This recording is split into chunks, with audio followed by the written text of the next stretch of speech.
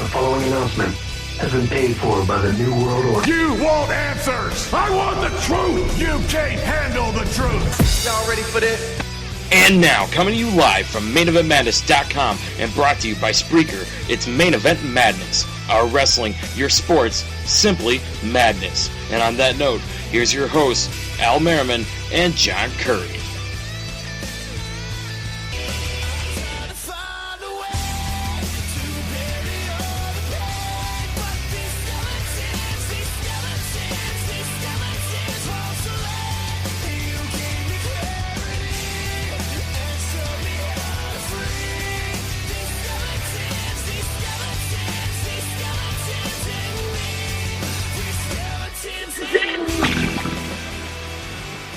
All right, ladies and gentlemen, it's Alfonso Marimont with my co-host partner in crime, Mr. John Curry. It's not a hump day, which makes me disappointed, but it is a good Friday. How the hell are you doing, John? Well, first of all, buddy, it's not Friday. It's That's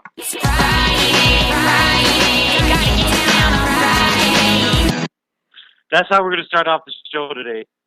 I love it. I love it. Absolutely amazing. John, how are you? I know you've had a big, crazy week, and I hope long week. I week. Finally got some sleep last night. It just took me to be ready to rip your head off, and I finally was able to sleep. I don't know what it is. When we argue, I sleep. When we don't argue, I don't sleep. I don't know what it is. You got to have your release. I understand. Oh, I had mine last night. You had yours this morning, apparently. Yes, it's moments ago. Yes, it's awesome. One of the perks of bed rest, to say the least. Anyways, my wife's probably going to hear this and kill me for saying that. Please, she'll kill you for many more reasons than just that. Well, let me tell you, we got a jam-packed show. I mean, we got a lot of topics running down from the WWE, TNA, big weeks for TNA, a huge week for my Miami Marlins, and I can't believe I said that. I can't wait until about 11:30 when we get to the first part of our MLB Hot Stove segment that we're doing today. And yes, we do have a special a guest, or not even a guest. He's going to be a part of our show, a part of the MLB Hot Stove. So we'll introduce him a little bit later. His name's Matt Breeze, and you guys get to know him. And I believe he's going to be our Major League Baseball guru.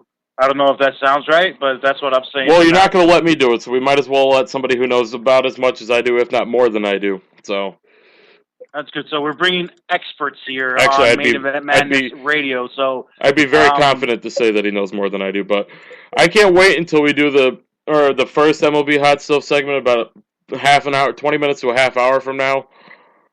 Because talking Stanton's contract is going to be a very interesting conversation. Definitely, since I saw the live press conference and just my point of view, and I want to see your point of view, Matt Breeze, when he's on the show. We're covering that. We have a couple topics. One with the NFL, with AP. We're going to talk a little bit about Wade Barrett and his possible return. If you don't know who Wade Barrett is anymore, he does go by the name of Bad News Barrett. For you, those who have been living underneath the rock, Mickey James, and we're talking about the big move. We have a football game that's being moved to Monday night, coming here shortly. And I guess you could even say it's kind of a controversy with what happened with LeGarrette Blount with the Steelers, and now he's with the Patriots. We'll touch on that in our second hour, I believe. Yes.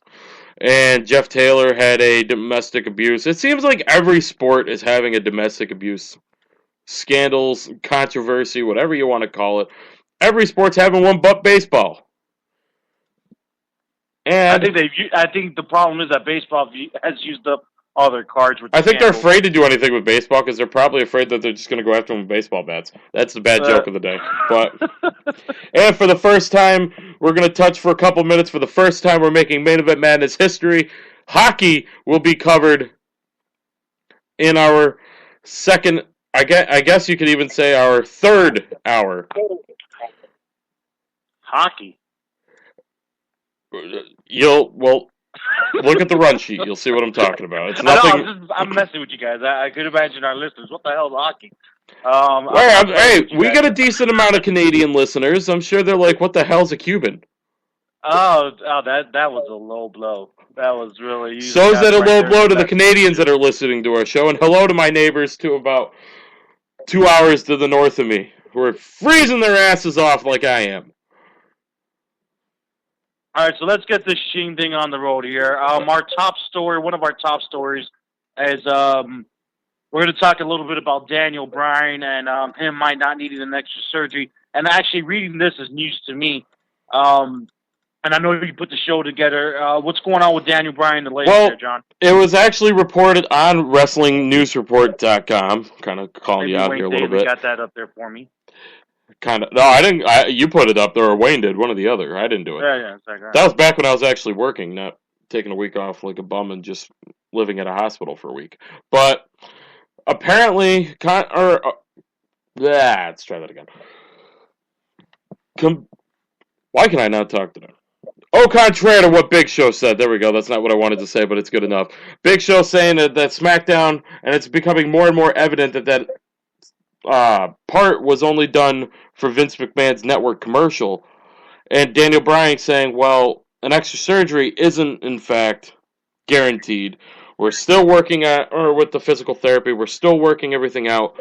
And he's hoping to be back in January in time for the Royal Rumble and for WrestleMania 31.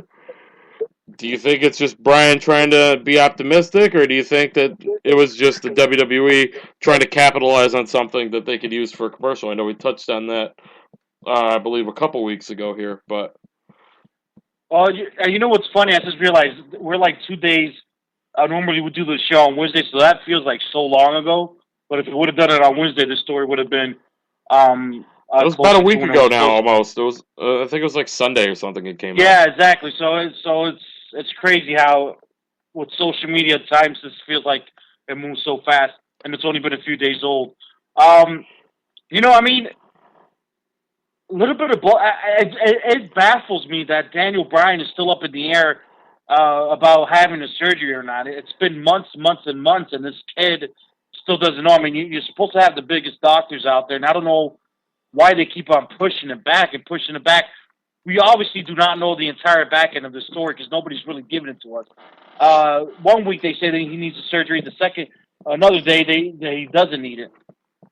I don't know. And a recent story that I read yesterday, which I didn't even touch or put it up on the website, because I felt like it was kind of a reach, but maybe it is a little bit relevant. Right now, when you go to any WWE live event, that being a Raw, SmackDown, a live event, or even a pay-per-view, they've cut Daniel Bryan's merchandise 60% off. Now, they've done this with Zack Ryder as well, and we all know he has an injury as well, and he's just had surgery. So, and they also did it with Rey Mysterio's. I'm sorry? They also did it with Rey Mysterio's stuff, too. Yeah, and those are three people that have a big question mark on them. So, I don't know what's going on. I don't know if they're trying to sell as much of their merchandise as possible to whenever they do return to have new merchandise come in. I don't know, but a huge sale like that is very concerning when it comes to terms of the future of Daniel Bryan, I feel. And well, let me. Oh, go ahead. It's frustrating to me. I wish I could make a phone call and somebody could give me an actual answer of Daniel Bryan. What the hell's going on, and why are you not? What's going on? What is it that they don't know if we can have another surgery or not? And then I go back to this. This is my safe haven. It's wrestling. So maybe they don't want us to know. That way he can make a quote-unquote surprise return at the Royal Rumble or something like that. Maybe they already got an answer. Maybe he'll be back in Survivor Series. But, it wouldn't be me if I didn't try to go controversial on this. Let me ask you something I was just thinking of. Could the WWE be giving Daniel Bryan the runaround about whether or not he needs another surgery? So that way they can use that push to WrestleMania 31 and they can make their star in Roman Reigns? It's no secret that they want Roman Reigns to be the next guy. So could they be doing it to try to, force their own hand a little bit and, make them have to make Roman Reigns a star instead of, we got Daniel Bryan. Now let's, He was the main event, and he was the most popular babyface we have. Well, he's injured now, so what are we going to do? Well, let's make Roman Reigns. Oh, we don't know if he can come back. Let's not let him come back yet. But are you talking about like they would literally twist his arm and lie and say they don't know if he needs a surgery to prolong the surgery? Is that what you're telling me? Yeah, stranger things have happened. No, that's so against the law, and there's no way in hell. See, I didn't know that was against the law, so. I'm sorry? I said I never knew that was against the law, but. Well, if you're in a sport and you have your own trainers and doctors looking at one of your injured players, stars, or wrestlers, and the diagnosis the doctor gives. I wasn't even meaning like lying about a diagnosis or anything like that. I was just meaning like, doctors give them the runaround about even getting an appointment to get it looked at. No, I mean, dude, we're not in the 1950s over here. I mean, this is 2014, stuff like that. I mean, especially with a huge company as the WWE, as they're public now. There's no way in hell. I mean, that's a huge reach. I know you like to reach for controversial topics, but damn, John. Hey, it's McMahon. You never know. Ask Brett. I'm sorry? I said it's WWE and it's McMahon. Ask Brett. He'll tell you. Yeah, but that's the thing. Brett did come back. It looks like Vince McMahon has grown up a little bit. So I think please, it was probably Triple H grow up and make better business decisions. What was that? Oh, I said it was probably Triple H that had something to do with that. Didn't he have some kind? Sorry, I just saw a picture on Facebook. Never mind. He wasn't really doing much corporate wise back then. I was a couple years or behind myself. But all right. So let me ask you. I just saw this random picture, and I'd be remiss if I didn't bring this up. Getting a bit off topic, actually quite a bit off topic, but you know what? That's what we do here on Main Event Madness. Al, are you familiar with the website Kayfabe News? Don't even mention that crappy website. No. Now? Because it's saying residents of Buffalo, New York are digging themselves out after being completely buried, a phenomenon that is being widely blamed on World Wrestling Entertainment Chief Operating Officer Triple H. Oh, Jesus. Oh, God. We're doing fine, then suddenly, blammo, buried. I don't know what we did to piss off Triple H, but it must have been bad. The WWE executive formerly known formally as Hunter Hearst Helmsley is notorious for burying anyone who fails to meet his expectations, as the residents of Buffalo and countless mid-card wrestlers evidently have. I feel your pain, Buffalo, tweeted WWE superstar Dolph Ziggler, himself a frequent victim of Helmsley's penchant for burial. You gotta laugh at the stupid stuff they come. There was one thing they posted, and I need to bring it up now that you brought up kayfabe. They posted something about Eddie Guerrero that I just thought it was so disrespectful and out of taste, and that's why I don't like visiting their site. Because sometimes it's funny, but sometimes they do a reach that is just it's just not right, and some of the stories are just so out of the. And what's funny is that some of these dummies out there actually believe they're crap. They'll I don't know if they're getting trolled, but if you see some of the comments, people like, it works on them sometimes. It's kind of like the National Enquirer. I just don't understand. I'm just looking at some of the stories they have on here. Inanimate carbon rod to host WWE Raw. Random soccer mom from Ohio to guest host Raw. John Cena, or an injured John Cena gets a Make-A-Wish visit from himself. Oh, that was the one I saw yesterday. That was pretty good. Kim Kardashian signed to WWE. They did a Huh? All right, I'm sorry, guys. I got on to the website and the autoplay was on, and I thought you were still talking to me. I was trying to. Okay, I couldn't hear. I'm sorry. That was bad. What were you saying? The one with John Cena was awesome. Did you see the Photoshop picture of him in the bed shaking his own hand? Uh-huh. And then you got Kim Kardashian signed to WWE as Rikishi.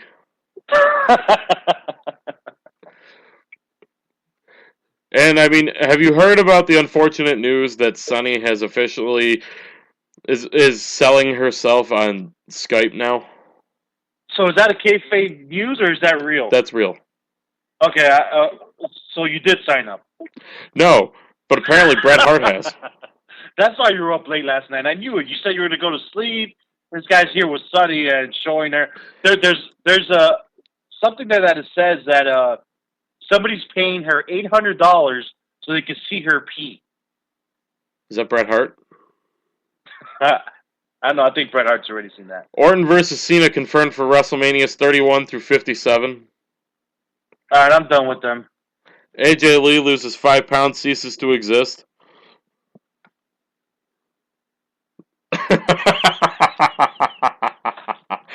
Alright, this is the last one, then we'll move on. The corpse of Katie Vick joins the cast of Total Divas. Of Katie Vick? Yes. That ain't right. They're nuts. I can't even. I would love to know what's going on with those people's minds that they're able to sit there and post that junk sometimes. Oh, it's hilarious. No, I don't like. I just don't have that type of ability to think of those type of stories, which is pretty hilarious. You know what? Speaking of not being able to think of stories, I wasn't really able to think of this one, and then poof, it could be happening. What? Alberto Del Rio, I can do that better than you can, has been saying he will be signing 2 contracts to wrestle on TV. One of them is already, I guess it's confirmed that he's going to be on Lucha Underground. Unless he's signing 2 contracts for Lucha Underground. Unless he's signing 2 contracts, right. The other one is rumored to be TNA. Ah, the good old TNA wrestling. Another WWE reject, just ready for them to gobble up. Isn't that right? Every wrestler that's wrestled in TNA for the last 10 years. You know, I'll tell you this. I mean, Del Rio, I don't know what he would bring. He can't use the Alberto Del Rio character. Well, he has that Patron, and El Patron is pretty much Alberto Del Rio. The same thing. He's coming out in the same trunks. He's doing the same gimmick, pretty much. Does he use the cars? I'm sorry? Does he use the cars?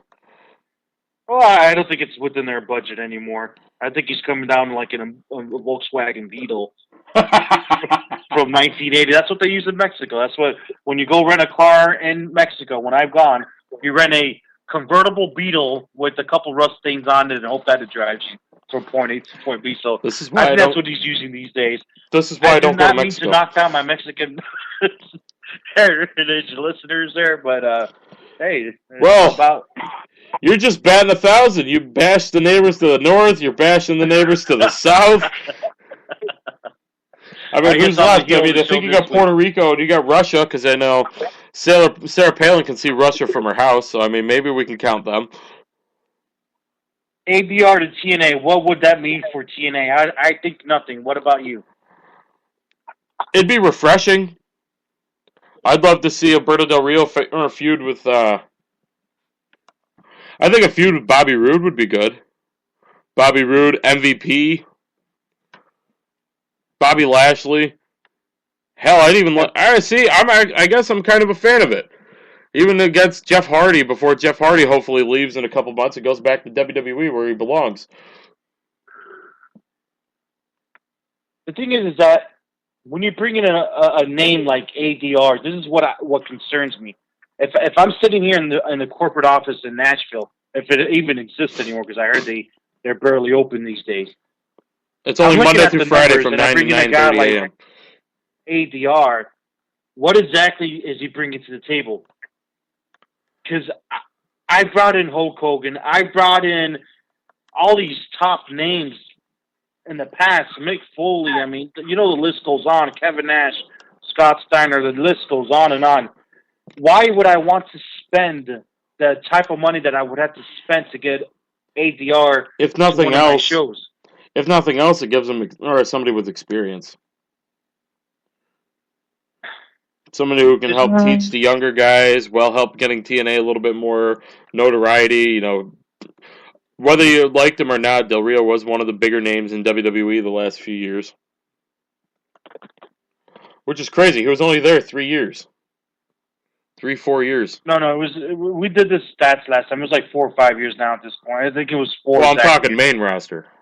All right. But here's my thing. Like going back to it, ADR on a main event status and TNA on their new network, which we're going to touch on later. How does that bring people in? I understand Lucha Underground because it's more that demographic. Which I can't wait to see El Patron and Johnny Mundo face off. That'd be awesome. There's going to be a lot of great matches. I or saw him and Prince Puma. Woo! I tell you what, everyone was giving me crap on Facebook, and screw everybody that gave me crap. They even asked me if Lucha Underground paid me to say my comments. And no, that's incorrect. They did not pay me because I would not be doing my job right now, my day job. I really feel that Lucha Underground, if you want something different, it provides something different when it comes in terms of wrestling. They're telling your story in a different way. I was entertained, and I wanted to see what was going to happen next. I think it's a great it's a different way to portray wrestling. It's not even, I can't even call it lucha wrestling because it's different. Because lucha wrestling, it's like lucha wrestling mixed with American wrestling, and it's presented in almost the style of a soap opera, which is what pro wrestling in America has been called for so long. Exactly. So if we think about it, the producers are genius because they put everything together into one show. It feels like a soap opera. They have some great women wrestlers. I mean, I looked at it, I was like, oh, okay. At first I thought it was corny. I'm not going to lie to you. Yep. The commissioner guy, the first couple of times I didn't like it, but now I'm looking at the show, I'm like, this is kind of badass. Like, I don't know, like, I'm enjoying the storytelling. And the wrestling, yeah, there's a couple bosses. You know what the best never part? Wrestled each other before, but it's great. You know what the best part is about Lucha Underground? What? The production. Oh, yeah. And how much leaps and bounds better it looks than TNA or Ring of Honor. It's unbelievable. And this is a company that's only been around a month. Online, huh? The vignettes they've been releasing, it's just it makes me want to go see the show. It's the little promotional videos that they've been releasing each week. Have you seen those? No. Okay, well, are you okay? Yeah, why? I'll stretch it. I don't know, you sound a little stressed out there. No, I'll stretch it. Oh, you're stretching. Oh, you getting ready for this next... I'm getting ready to sit back and listen to an awesome debate coming up here in about 5 minutes or so, but... Alright, guys, I'm just sitting here. Yeah, I don't know what happened here. I feel like I lost John there for a second. No, we were talking about Lucha Underground and I put you to sleep? No.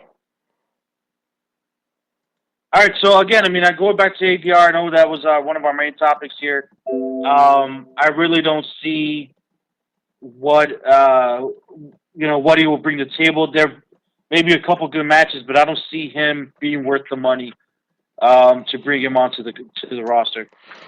I think, if nothing else, some of these younger guys or some of these less experienced guys with a national company, like the Wolves have been there for a few months now, and they're starting to get over. Ring of Honor is a national company, but they don't have the spotlight of a real primetime spot like TNA has. Well, had. We don't know what kind of time slap they're going to have on Destination America, but, oops. Sorry. Mentioned it a little early. Oh, well. But like I said, there's some interesting matches, some fresh matches.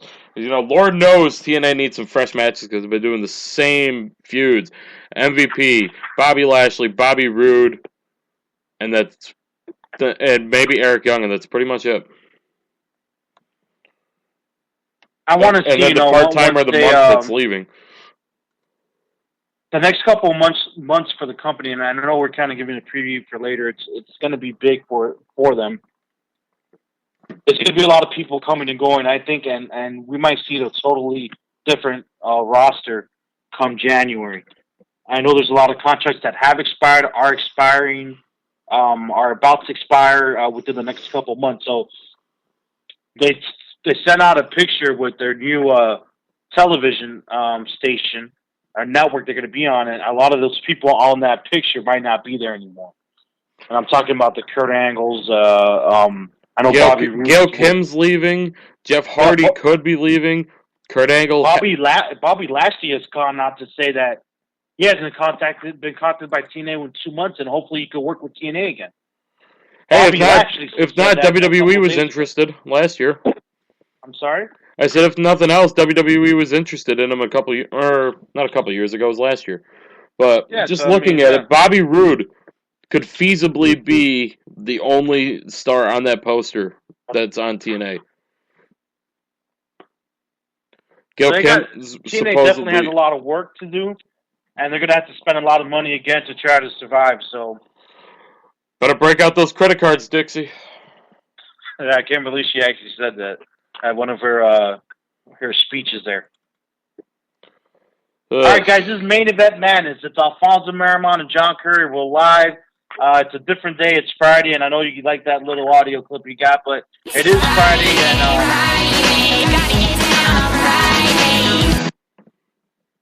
and we do have a new segment coming up. I don't know if there's a segue or something you could add to it, but no, it's just an extension. You know, last month when we changed formats and went to Main Event Madness and Wrestling 365, we wanted to include sports. Well, I've noticed the last few weeks. I know, granted, baseball season is over, but it's been a very NFL-heavy show. So, in that regard, we brought in, and no, you're going to be talking. You're the Marlins fan.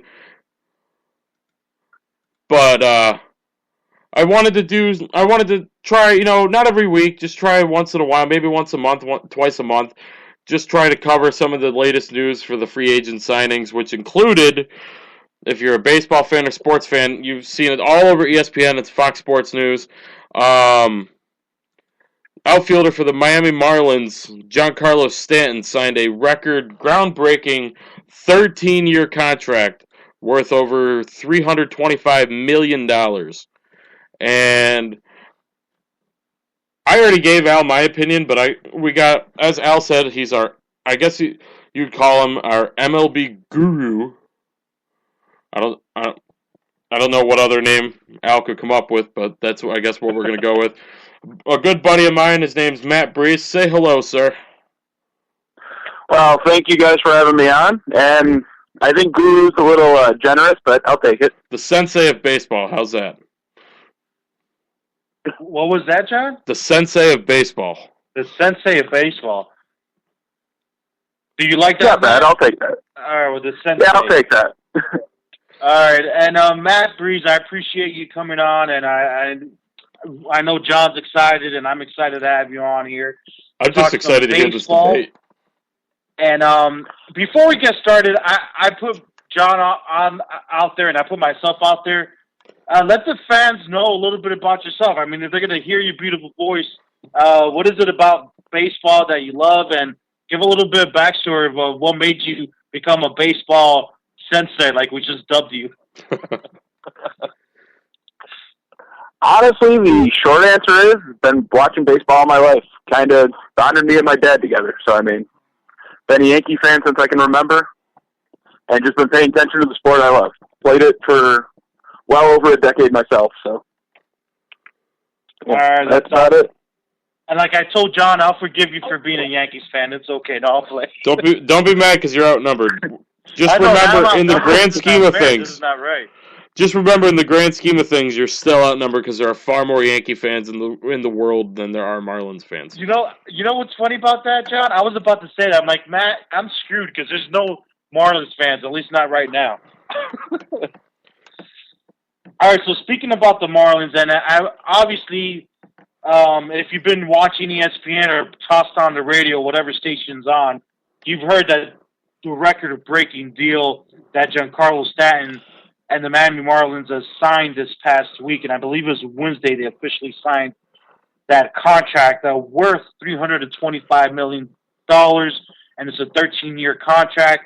And it's something that Marlins fans have never seen our ownership ever done.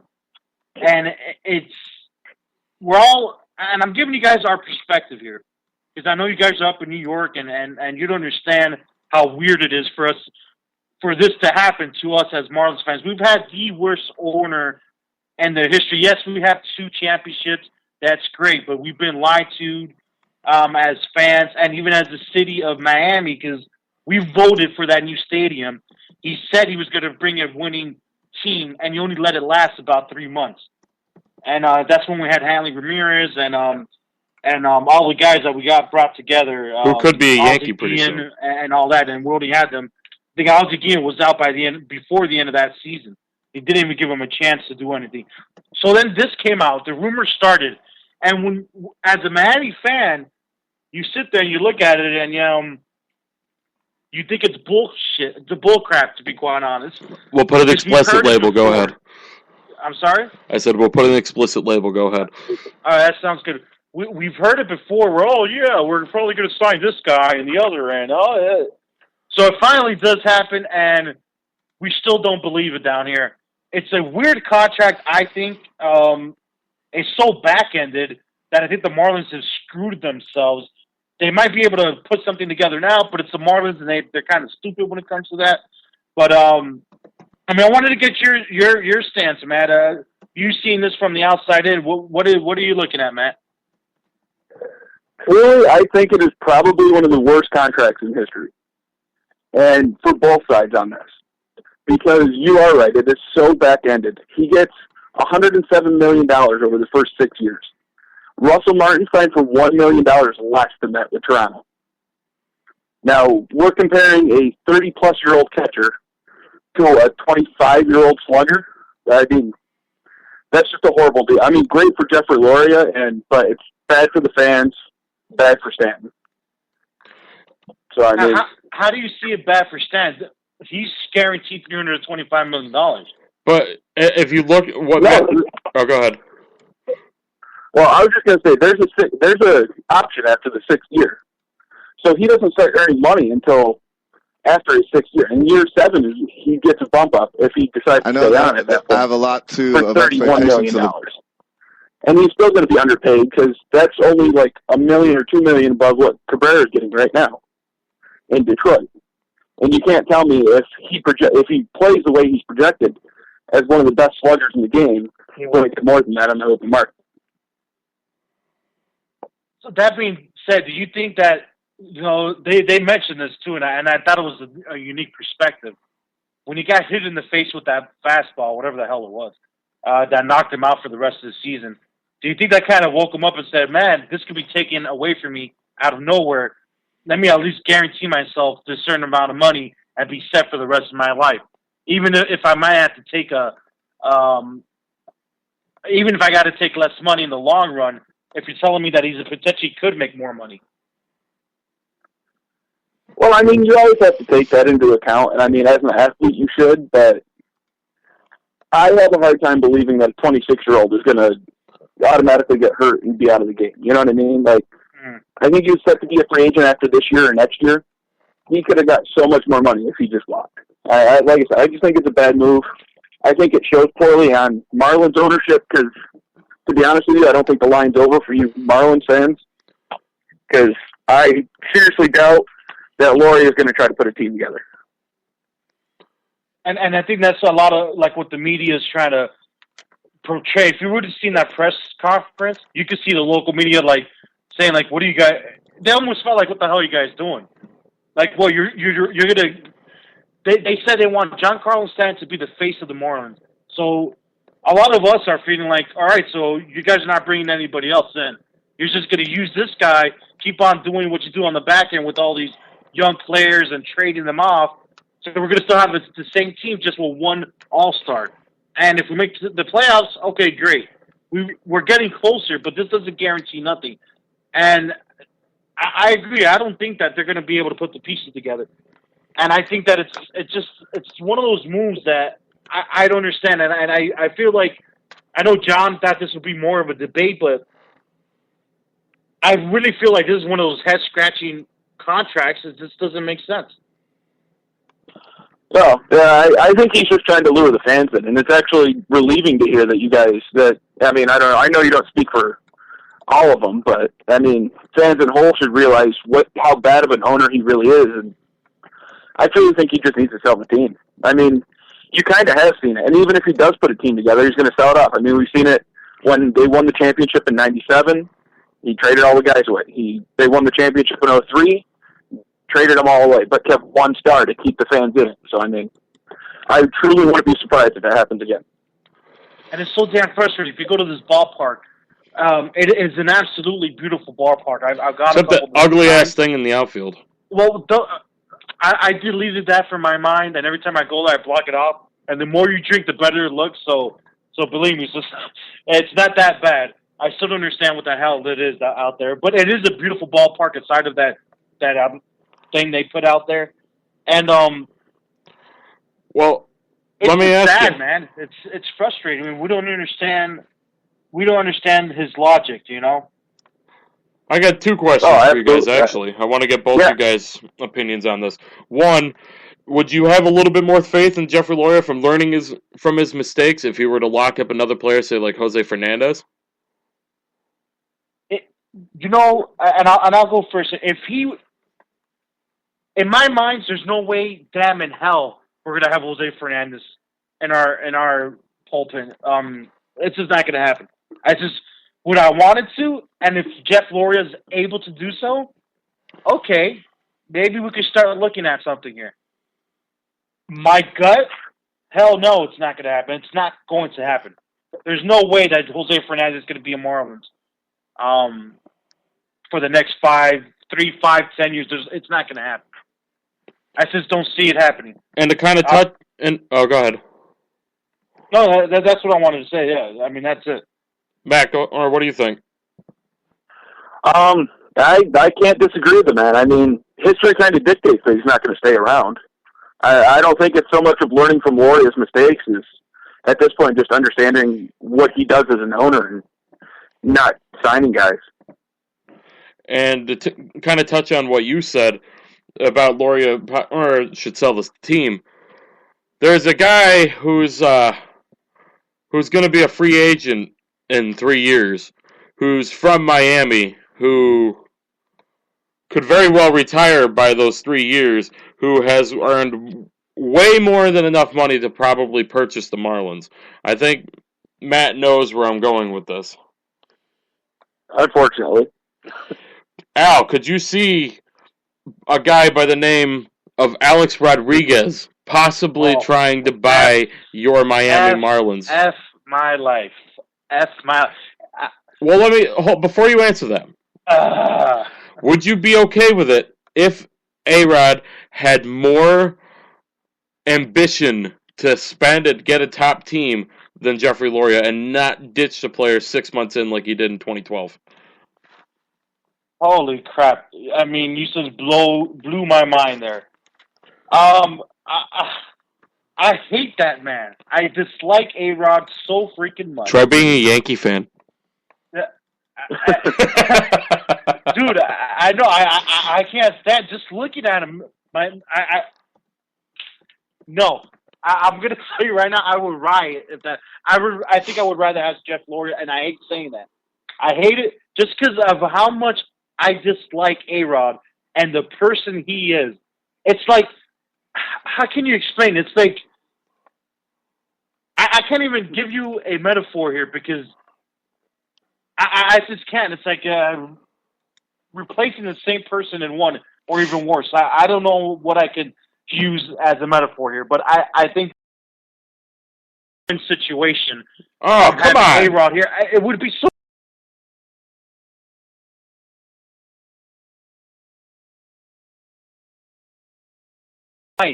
But I'm just telling you, what, is he going to come down here and cheat? At least we'll probably win.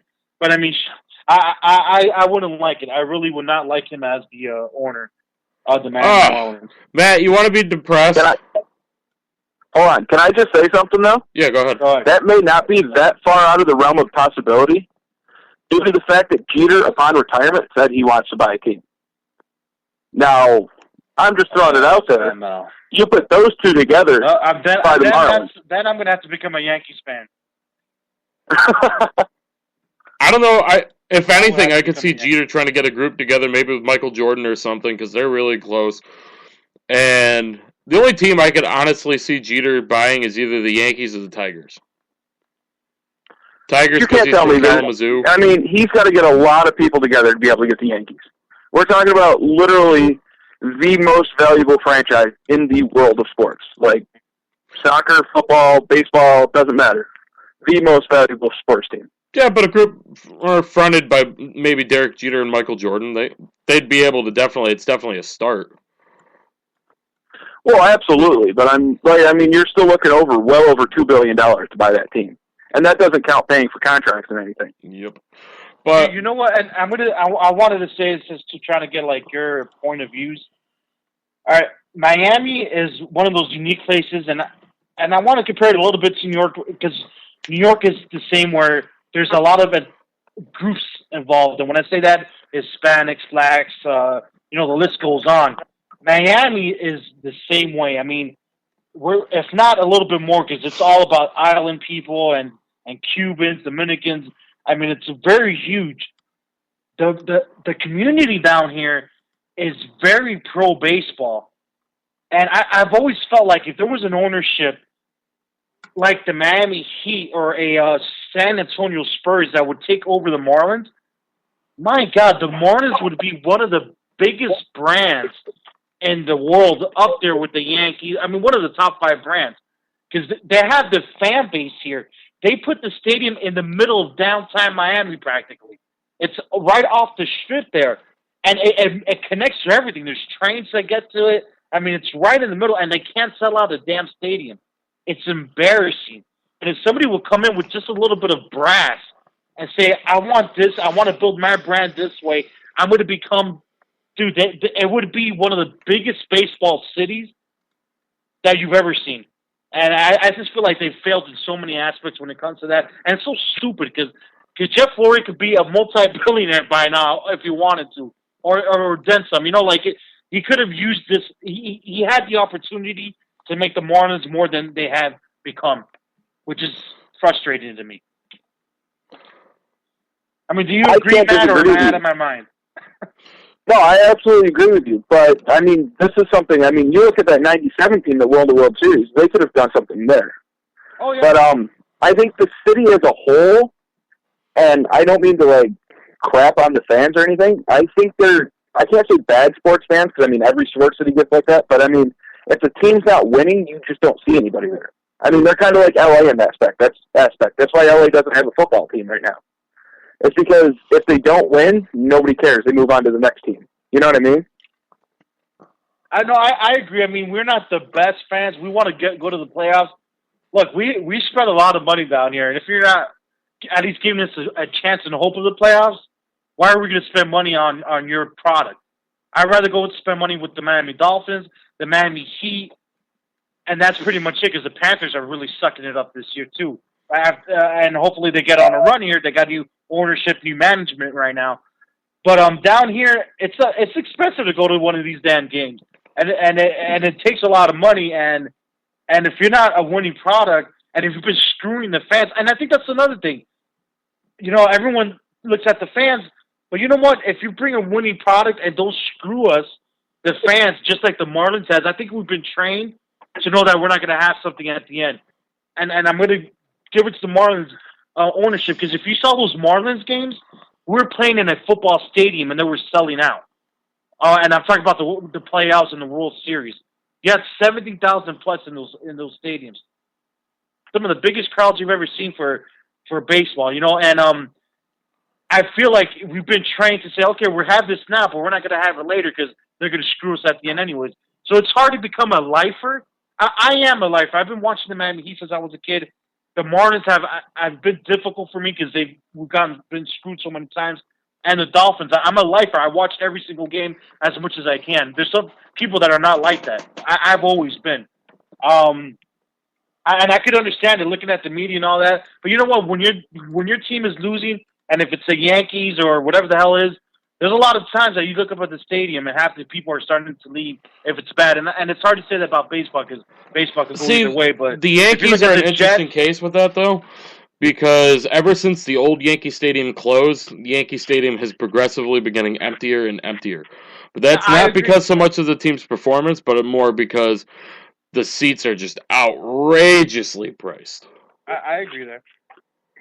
Well, I mean, I can't disagree with either one of you, but I'm just saying, like, and I don't think any sports fan is a bad sports fan, but you just got to look at how many people they're putting in there. I mean, and I think that's part of what's driving Gloria is that you just don't get the fans. I mean, Yankees fans, we missed the playoffs the second year in a row. We're still putting 40,000 in there on a game, a week, game by game basis. So, but if that I think that has 3 something years, to do with it itself. And there's not much you could do there, but. But here's the thing, Matt. It's his fault for doing that.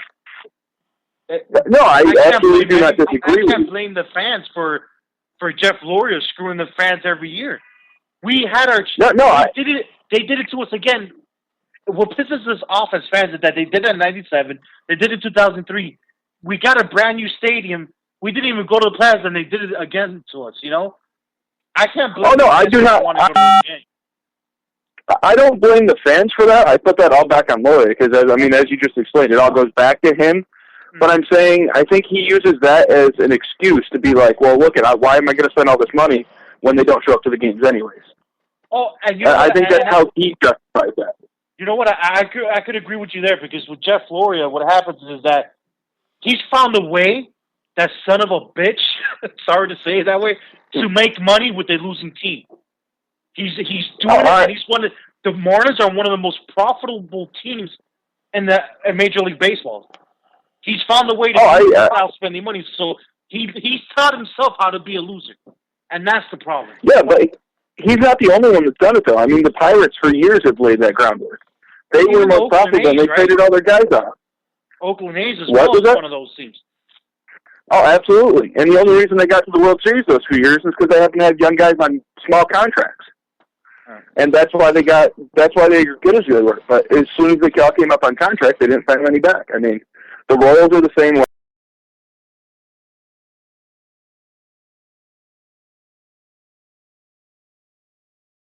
I agree. And, I just don't think it's right in baseball, but because, that's why they have revenue sharing. But I don't know. What can you do? And before we move on here, Matt, do you want to be a little bit depressed here? Possibly. Back in October 2012, reportedly a trade had been considered that would have sent closer Heath Bell to the Yankees in exchange for third baseman Alex Rodriguez. Oh, we should have done it. And the trade never happened. Oh, why didn't we do it? For A-Rod? Yes, reportedly, I just found an older story from 2012. Reportedly, the Marlins and Yankees had been talking about swapping Bell for A-Rod.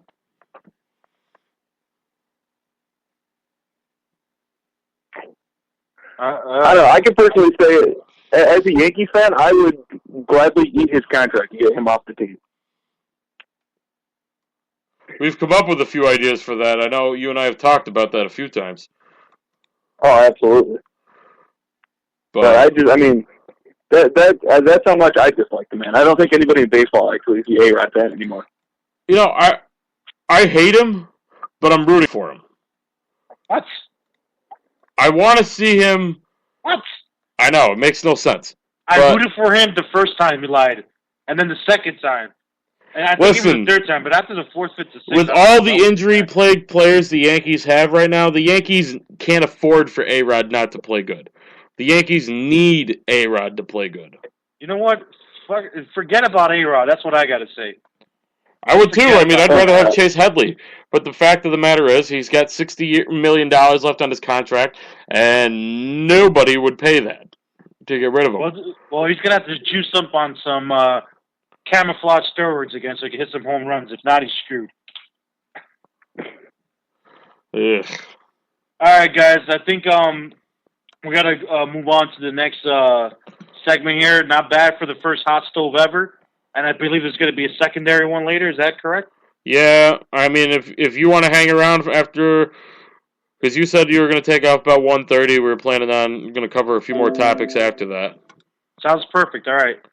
But if you want to stick around and you want to talk, yeah, if by I all can stick means. around, I'll stick around. It's not. And let me tell you, I may have sounded like a pretty badass when it came to this hot stove, but I only know about the Marlins. You were not a badass. You were just an ass. Or a fat ass. I was just saying, I can defend myself with the Marlins. That's about it. I don't know anything else. By the way, about anything. I'm calling you out on the air. Oh, Jesus Christ. I told you it would be a long topic. Have you seen how long that went? I got a long foot that's going directly up your can in the ass. I'm just saying, did you see how long it went? All right. Yeah. Told you so. Yeah. But let's switch gears here, guys. Monday Night Raw this past week was an interesting show. Matt, are you still there? Yeah, I'm still here. I'm actually going to let you two take the lead on this one because I admittedly did not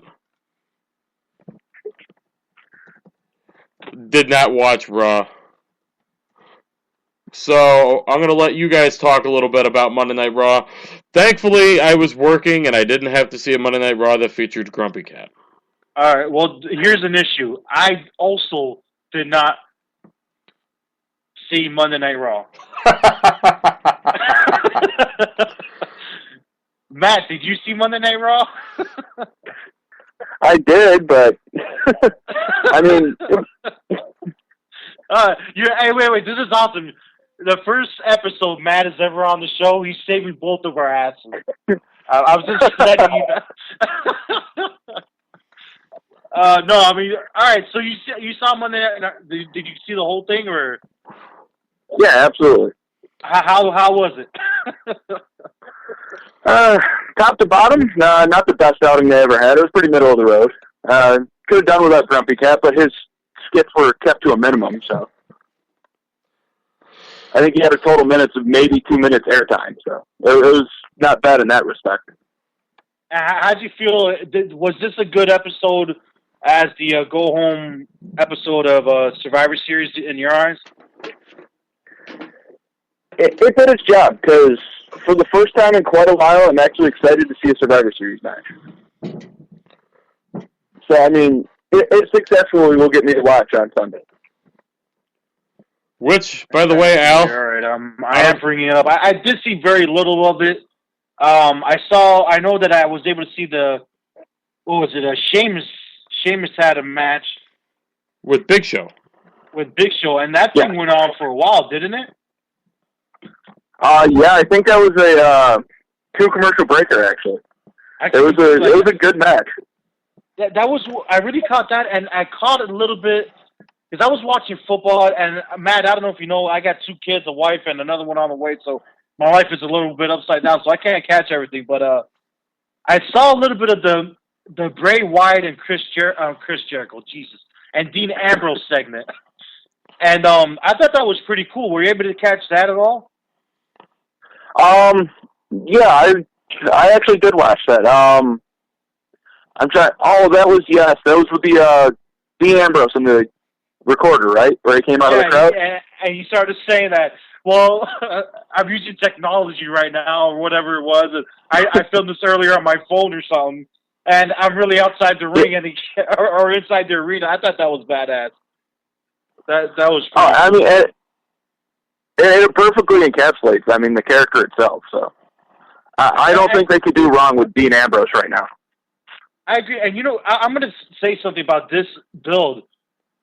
I honestly was excited about Bray Wyatt versus Dean Ambrose because I thought we were going to see more of that. And I don't know if it's because I haven't catched an entire episode of Raw recently, but I feel like it's fallen short, the actual build to the match. Would you feel the same way, Matt? Or? I would, because, I mean, they're just not giving it the time they need. I mean, you got 2 guys that can do nothing but, I can't say do nothing but talk, but 2 of the best talkers in the company, and you're not giving them any time to get the program over. So I think that's on them, but it's still getting hype. So yeah, that's what I felt like. I felt like every time they come out to do a segment, it's just been like very shorthanded. Like, hey, you got 3 minutes. Go figure it out. I don't know. That's how I felt the entire build. I felt like we were going to see a whole lot more of talking and back and forth between the both men. And I did catch the end of Monday Night Raw, which I thought it was pretty interesting how they set everything up with the actual contract signing. That was this week, right? I'm going crazy over here trying to... All right, for the contract signing. Yeah. I was kind of stoked when Cesaro came out. I was going to say that. I was looking forward... I was looking forward to Cesaro being on Team Cena. I'm not going to lie. They got me with that one. It was weird, though. Like, when Eric Rowan came out, I was like,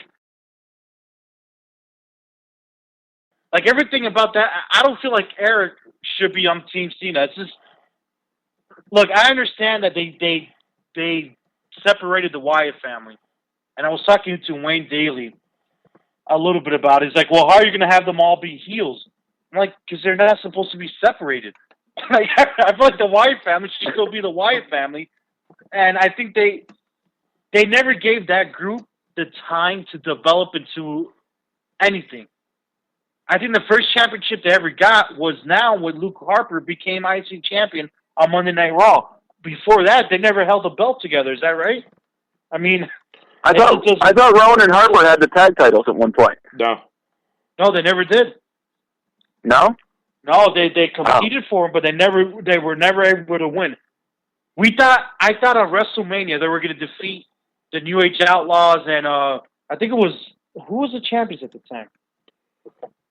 Was it Deuce? They've never won the actual the titles. Not once. Wow.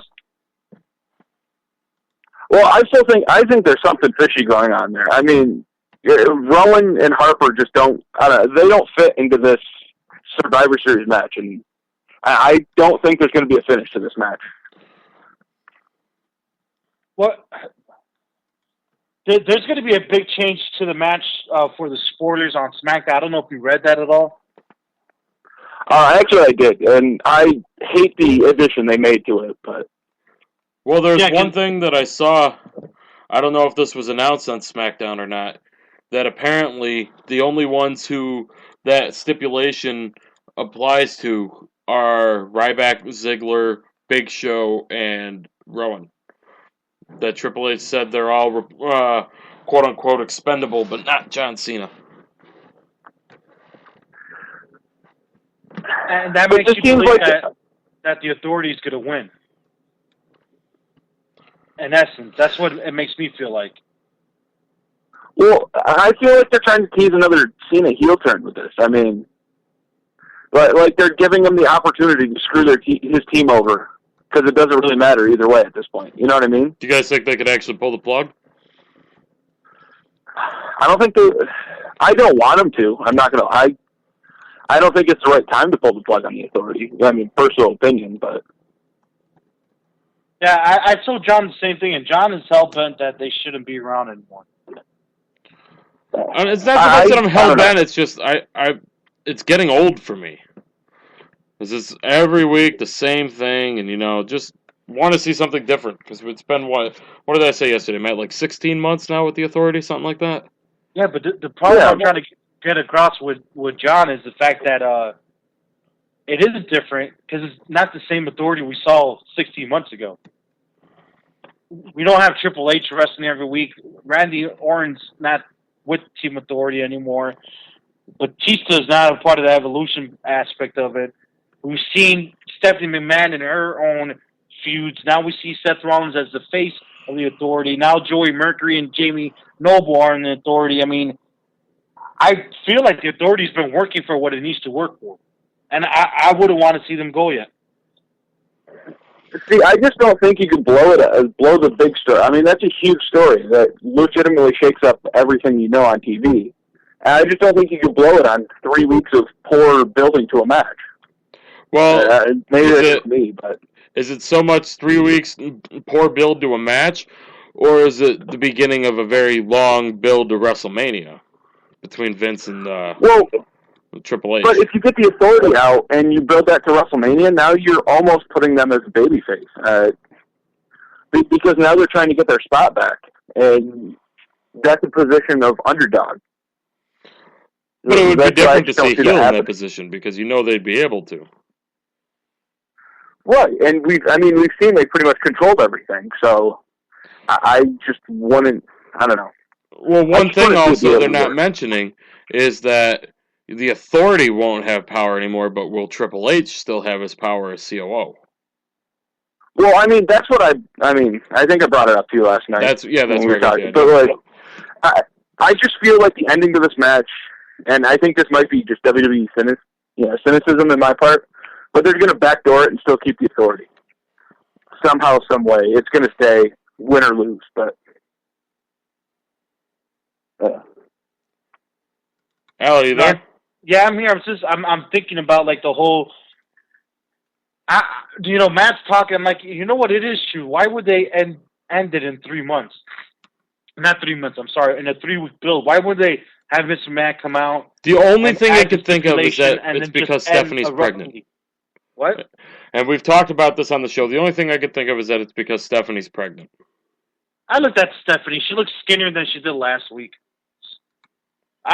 There's girdles for that, buddy.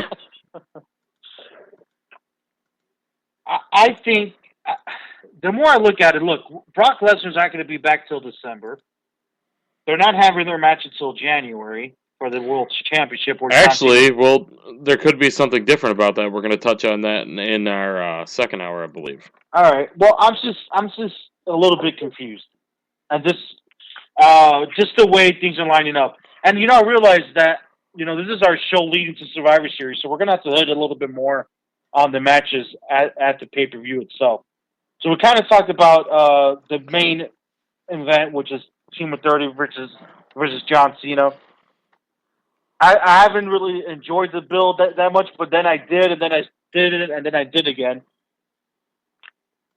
It's hard for me now, after what Matt was saying, to believe that the Authority is going to dismantle after this weekend, because I thought that's what was going to happen, And now that they added that stipulation, it adds more to me believing that either it's going to be a screw job ending, which I think that's what's going to happen. Maybe a return of somebody helps the Authority win and beat Team Cena, and then everybody's fired, and then Vince McMahon is having to come back to Monday Night Raw to rehire everybody because of a screw job. I just think it's going to be some weird screw job ending that'll lead to a TLC match of some sort, maybe Triple H versus John Cena. And if they win, they are no longer the Team Authority, whatever the case is. But I'm going to give the win or the result of the match as a botched ending to end the pay-per-view at Survivor Series. I know Matt had an idea that he mentioned to me. I'm wondering if he's going to mention it to you or not. I had an idea? About how who could interfere in the match. I could have sworn it was you. Was it my first one that I said? I think so. Like, well, you're talking about when they first announced the match? Yeah, about... Because when they first announced it, I told you that I thought they should get Brock Lesnar back in, just for a quick one-off. Nope, not that one. You were talking about how maybe they'll debut the New Day faction. Oh, absolutely. Yeah, I would love to see that. Have them come out. I mean, I don't know what they're supposed to be aligned as right now. Because, promo-wise, it feels very face-ish. But I would love to see them come out and do it. Because it would be a great way to introduce them. That's one of the groups that I'm kind of iffy about. I haven't liked the vignettes too much. I don't know how they're going to be perceived. Yeah, we talked about that a little bit last week, that they seem so much different now than what they did when they first started teasing the group back in the summer. Yeah, we had audio clips and all that about what was going down with that. This is a very strange change in direction with that group, I feel. All right, guys, this is... go ahead. Oh, I was just going to let you, since neither one of you watched Raw, I was just going to say they did actually introduce Big E into that. I did hear about that. Raw. Yeah, I did hear about that. So he did the same vignette kind of like the other, but he wasn't. Something. Yeah, it was very, it's pretty much the same one. He was that odd voice he used when he left, before he left. Did he go Brother Devon on him? I'm sorry, what was that? Did he go Reverend Devon on him? Absolutely. My brother testify. All right, guys, it's 12:05. It's Main Event Madness with John Curry and Matt Breeze. We're talking a little bit about Monday Night Raw. Of course, we're over as usual. Wade Barrett is set to return into the ring here within 2 to 3 weeks or something like that. Be cleared 2 to 3 weeks. But apparently WWE is holding him back for another 4 to 6 weeks to work off some ring rust. But he will be appearing on the kickoff show here on Survivor Series on Sunday night. I'm just going to put it out there and ask, when Wade Barrett returns, we just had recently Rybacker return, so huge pop, and everybody loved him. When he returns, I'll go with Matt first and John. What do you want to see Wade Barrett do upon his return? Like, character-wise, or do you want to see a heel Bad News Barrett come back, or are you looking forward to a face? You want the same thing? Do you want the same character? Honestly, I want him to come back. I mean, he could come back exactly the way he left. I mean, he was technically a heel, but he was getting a face reaction. So, I mean, I don't think there's any reason to change the character. I mean, that's my opinion. If you got a guy over, there's no reason to mess with it. John, what's your take? I want to see him in the main event. I mean, I agree with Matt that the character he had, there's no real reason to tweak it. You know, the old saying, if it ain't broke, don't fix it. And they just have such a tendency that they feel that they need to tweak these gimmicks. I mean, look at Damian Sandow and Cody Rhodes and, you know, a few other ones that had some good gimmicks going for them that they decided to, oh, this is good, but let's make them do this. And it just completely screws it right up. Let me tell you, and I'm going to call you out on this, and I need to get Matt's perspective. Oh, God, here we go. All right. What is your problem with Stardust? Why do you not like the character? It just, I don't really know what it is. I feel like it brings a different element to Cody Rhodes that he did. Cody Rhodes is just one of those guys that Cody Rhodes is just another guy on the roster. Stardust is his own gimmick, his own flair, his own look. Matt, whose side would you take on this? I already know whose side he's taking. I was about to say, we've talked about this. I personally love Stardust. I love the character. I mean, I've loved him since he first came on TV. Same here. Yeah. So, I mean, but can I just say about Cody Rhodes? No matter what gimmick they've given him, he's gotten himself over every time. Yeah, it is amazing. And when I say Cody Rhodes, I always think about Cody Rhodes before he had the gimmicks. Like, you know, in the small little trunks coming out, the skinny guy. You know, I think, like, Stardust brings out so much more to him. You know, I think it's awesome.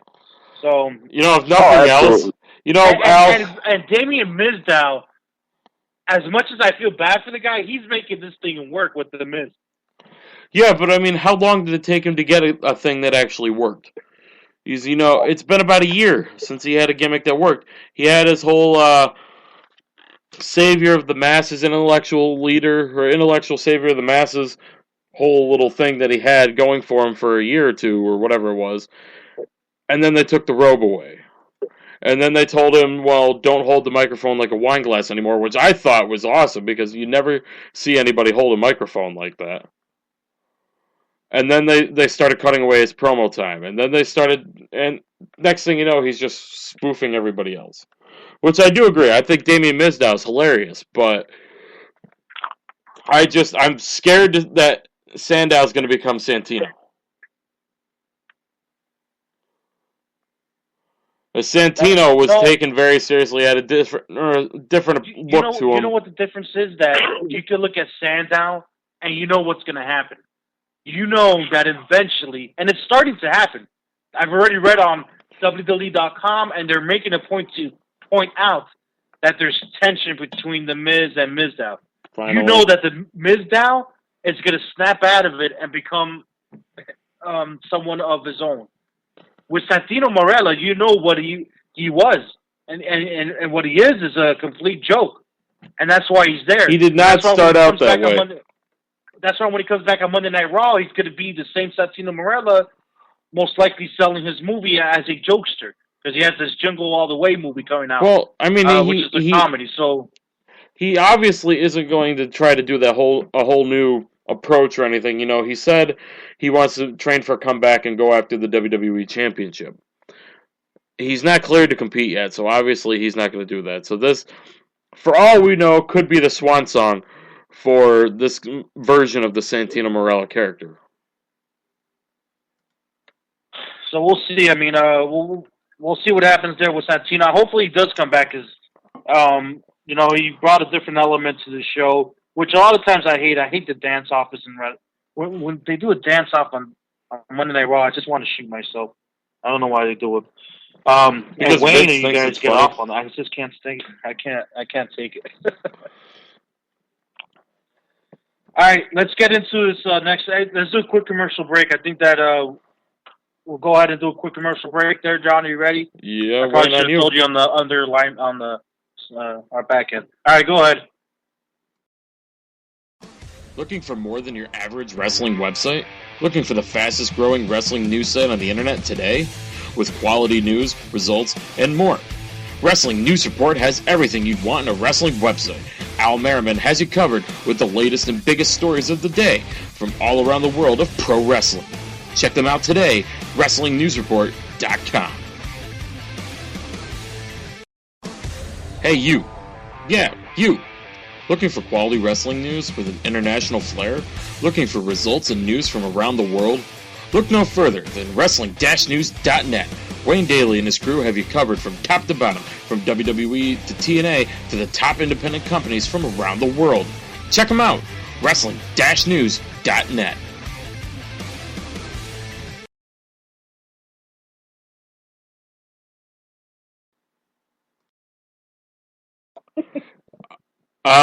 Was a little slacking on the audio there, but anyway, I guess we're back here on Main Event Madness, guys. Live radio, shit happens. I was sitting there, I'm like, isn't there one more left? I didn't even know. It was way too fast. But it's Main Event Madness Radio. We are live. It is not Hump Day. It is rather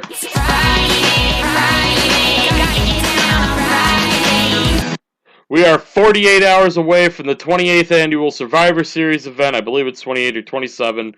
Which, by the way, it's available on the WWE Network for $9.99.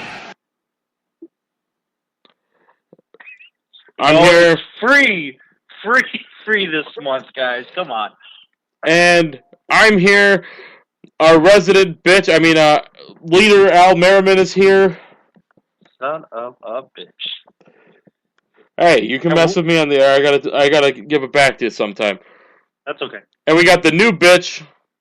What the? Matt Brees, a good buddy of mine, is here with us as well. I don't know if he's still here or not. Pleasure. Huh? I said it's a pleasure. Awesome. Matt John, is losing his podcasting virginity today. John, you got to be careful that if you keep on calling us your bitches, we're going to have to bring out some switches out and beat you up kind of like AP did to his kid.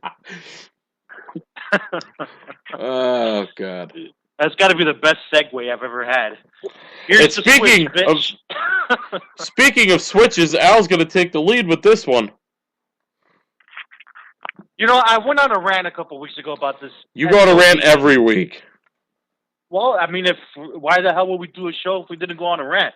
My favorite rant of all time, by the way, was of you ranting on your Jets. Which, Matt, by the way, if you haven't heard it, you need to go back. I think it was like 3 weeks ago. You need to go. You can go back maineventmadness.com and check out those rants, or you can go to iHeart.com and search Main Event Madness, TuneIn.com and search Main Event Madness, or Stitcher.com. Or, my favorite part, you can now go to YouTube. Or even better than that, WrestlingNewsReport.com. Nah, forget that, Wrestling-News.net. Ah, you son of a bitch. Or even better than that is MainEventMadness.com. Or you can go Facebook.com/MainEventMadness. You can follow myself at John MEM Radio or at Al. Go ahead. Al Me Madness. Don't know why he loves his Twitter handle so much, but We are live, guys. It's Friday, November 21st, and Al's going to take the lead with this. I'm shutting up. I've spoken too much. My ugly-ass voice has been heard way too much today. Yes, it has been. It's kind of irritating at this point. No, all right, guys. So, Mr. AP, Adrian Peterson, like I said, I went on a rant a couple weeks ago, and about the fact that he beat the hell out of his son. And look, I got a son, and sometimes you got to maybe give him a little. I'm gonna smack on the butt with the pamper on or something. But if you saw the pictures of AP and what he did to his own child after he lost a child due to domestic violence the year before, I don't know if anybody has remembered that, but he did lose a child last year around the same time due to the fact that, or I don't remember the whole story. Okay, so something happened there with it. Anyways, he went to court, he did his thing, and now Roger Goodell is suspending him for the rest of the year without pay, and it begs the question, and I hate that they debate this on the ESPN. Like, oh my God, how dare they? How dare they not suspend him for the rest of the year? You know what? Well, I've said it before, and I'll say it again today. If I did that at my job and it was blown up and everybody knew in my office, I would have been fired already. Gone. I wouldn't even have a chance to come back. So the fact that Roger Goodell is saying you're done for the rest of the season, and the Vikings are saying the only way you're going to come back to my squad is if you prove to myself you're taking the right steps for you and your family, and taking therapy and whatever the hell it is that you need to do. When you do that, we will reassess the situation and see if you're allowed back on my team and see if you're allowed back in this league. It's about freaking time that the NFL sees that, yeah, AP may be a 2,000-yard running back, but life is more important. And beating up your kid with the damn switch to the point, hitting him on the groin area, hitting him, making him bleed. Now, what did he do to you? Mr. 200-pound running back, what did he do to you? So I'm not going to sit here and accept this guy's apology saying that he regrets using the switch. The only reason you regret using the switch is because you got caught. And now you don't have a job for the foreseeable future. And then there's a quote that goes on to say that I love my kids. Okay, I can understand you love your kids, but you took it a little bit further than what you needed to. Imagine if he kept on with the switch. We'll probably be sitting here looking at Adrian Peterson, the murderer of his own son, if he kept on doing what he was doing. I know that's a large extent, and I'm pushing it a little bit further, but I'm proud right now to see the NFL and the Minnesota Vikings saying, we know you're a badass running back, but you've effed up, and you need to prove to me you're not going to F up again. And the fact that people are saying that, yeah, he should absolutely, I think it's Stephen A. Smith or Skip Bayless, so one of the two.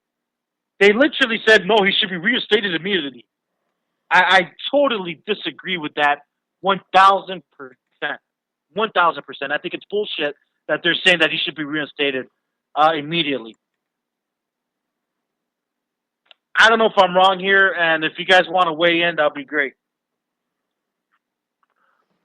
No, I'm surprised he doesn't get suspended for longer, to be honest with you. I just think that it's well past time that the NFL is actually taking a stand on this. I mean, I can't say I'm proud of the NFL or the Vikings on this because we've seen situations like this arise before. Like, I mean, before Ray Rice to bring in. I mean, yes, he beat a woman, but the age difference between him and his son, his son. But, I mean, he only got 2 games before the full thing came out. So I can't say that I'm proud, but I don't know if they should let him back in. I mean, maybe a year and a half or so, but I don't care because it's just not right. I mean, if you got to spank a kid, but to the extent he went was way too far. I agree, man. I mean, what if he would have just been snapping? What if it was a little bit more? What if this didn't come out, right? And he did beat up his son, but he did it again, and it gets worse. And the kid's in the damn coma or something. Like, Adrian Peterson snapped on his kid. It could have gone a lot worse. Well, no, absolutely. And I don't know what was going through his mind. And like I said, I'm not against, punishing your kid because, I think the current generation shows that timeout just doesn't work. But you have to draw a line at some point. And I think he crossed that line a few times over. It's you know disciplining a kid if they need it. And John, the fact that the first time I seen this man say anything about him, about he loves his kid, anything about a regret, anything about an I'm sorry, is a few days after the fact, he finds out that he's not allowed back into the NFL, at least this season. That's when you're going to say that I regret it? You regret that absolutely. And I mean, football, son of a bitch. That's how I feel, you know? No, he went so far as to not call in on his what was it? His hearing he had. Yeah, you're like he was supposed to have he was supposed to have a conference call like Friday or something. He just didn't call in. Like he clearly showed he's not remorseful of it, and I believe he said in court he wasn't. He wasn't remorseful about it. And so then he becomes remorseful when Roger Goodell sits there and says, "That's not how you do it for the rest of the season." Hey, what the hell, dude? No, that's messed up. But to be honest with you, now I lost his respect too, because now I know he's just trying to do it to get back in the NFL. Like I would almost respect him more if he stood up and was like, "Well, it may not be right, and I understand what I did wasn't right, but I still don't." I don't take back what I did. You know what I mean? I would at least respect him a little more than I do now. Yeah, exactly. I mean, like if it would have stood his ground and sat there and said, like saying that he didn't regret it, like the whole time, like he stood by his word. Now he's looking like a two-faced guy. Like, you didn't regret it the other day, but now since they're laying down the hammer, now you regret it. I understand that. Right. Yeah. And my issue is, I mean, not to bring it back to baseball or anything, but I mean the same issue there. You look at all these guys that have denied steroid uses or denied anything. Andy Pettitte got caught with steroids too, but he accepted it, and nobody remembers that. I mean, these guys just need to own up what they did, and the public will forgive them. And go back to that. Just look at A-Rod. All the lies and all the crap that people would have had his back if he would have said, you know what, I used it, I cheated, and then he comes out later on that he was lying this whole time. It's just.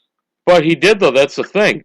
When it first came out in 2009 that he had used steroids, he apologized. He said he was young. He was stupid in Texas. He felt he had the weight of the world on his shoulders, and he felt that he had to live up to these major expectations, which in some regard he had to. So, and he said that he came out and said it. A-Rod? Yeah, he said, yeah. Remember when he admitted that he used it in 02, 03?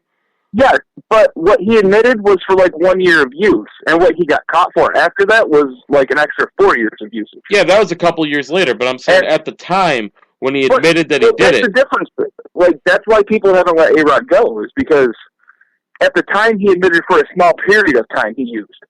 And then it came out that he lied to us. Now, if he was like, oh yeah, I used from here to here, okay, the public, when it came back out, would have been like, yeah, well, he already told us, so okay. Yeah. And then he kept on doing it. It's that story of Cry Wolf on like Jeff. I mean, if you just come out and be a man about it, like, you know what? If AP came out and said, you know what, I grew up this way. I'm old school. I don't think what I did was wrong. I was hit on the ass. I was with the stick. My family, there was, and I think I mentioned it on the show. We used to call it Dio Pepe or Uncle Jose. Dio Pepe was a 2-inch leather strap. And it only came out like once every 6 months, boy. But when it came out, you were screwed. And that was it. And I would never do that to my kids. But you know what? If AP would have came out and said, these are my views, I raised my kids this way, I maybe went a little bit too far. I apologize for possibly to saying that part. But now not to say that before, and now to say it now. Just because the hammers are being pulled down, it's a bunch of crap, and it does show the kind of person that AP is. It makes me feel like football means more to him than his kids or anything else, So, and that being said, the Vikings are obviously moving on. I mean, they got the Matt Azeda guy, and then they just got Ben Tate off of waivers. I know Ben Tate hasn't done much this year too. But he is on a Minnesota Vikings team now, so we'll see what happens with the Vikings going here into the future. I think with that, I'm done with wasting my breath on Mr. AP. I did have him a couple years back on my fantasy football league. Thank you for that. I still lost the year, but hey, I won a couple games with the guy. You know, a buddy of me and Matt's. I remember, and Matt, I think you might remember, at the beginning of the football season, all he did was brag that he had Adrian Peterson. Oh, absolutely. Then it was what, like a couple weeks later that it came out? Uh-huh. And since then, he has shut right up. I mean, I can't really say too much because he kicked my team's ass last week, but last week or the week before that. You know who I drafted this season was Ray Rice, and it was before. Hey, it was bad. I had one of those stacked freaking. I got like grade A plus on my running backs, and then he was out. I was like, "What the hell just happened, dude?" So I'm doing okay in the league, but I could have been doing better if this guy wasn't a wife beater. That son of a bitch. All right. And I'm sorry to bring this up. Stupid fiancés with them at the court hearings. Like, it's not going to happen again. I just don't understand that. But anyways. You know, speaking of things that we don't understand, if you're living under a rock this week, then you may have missed the fact. And TNA finally, after months and months and weeks and weeks and weeks of talks and rumors and, oh, it could be this, it could be that, it could be this, could be that,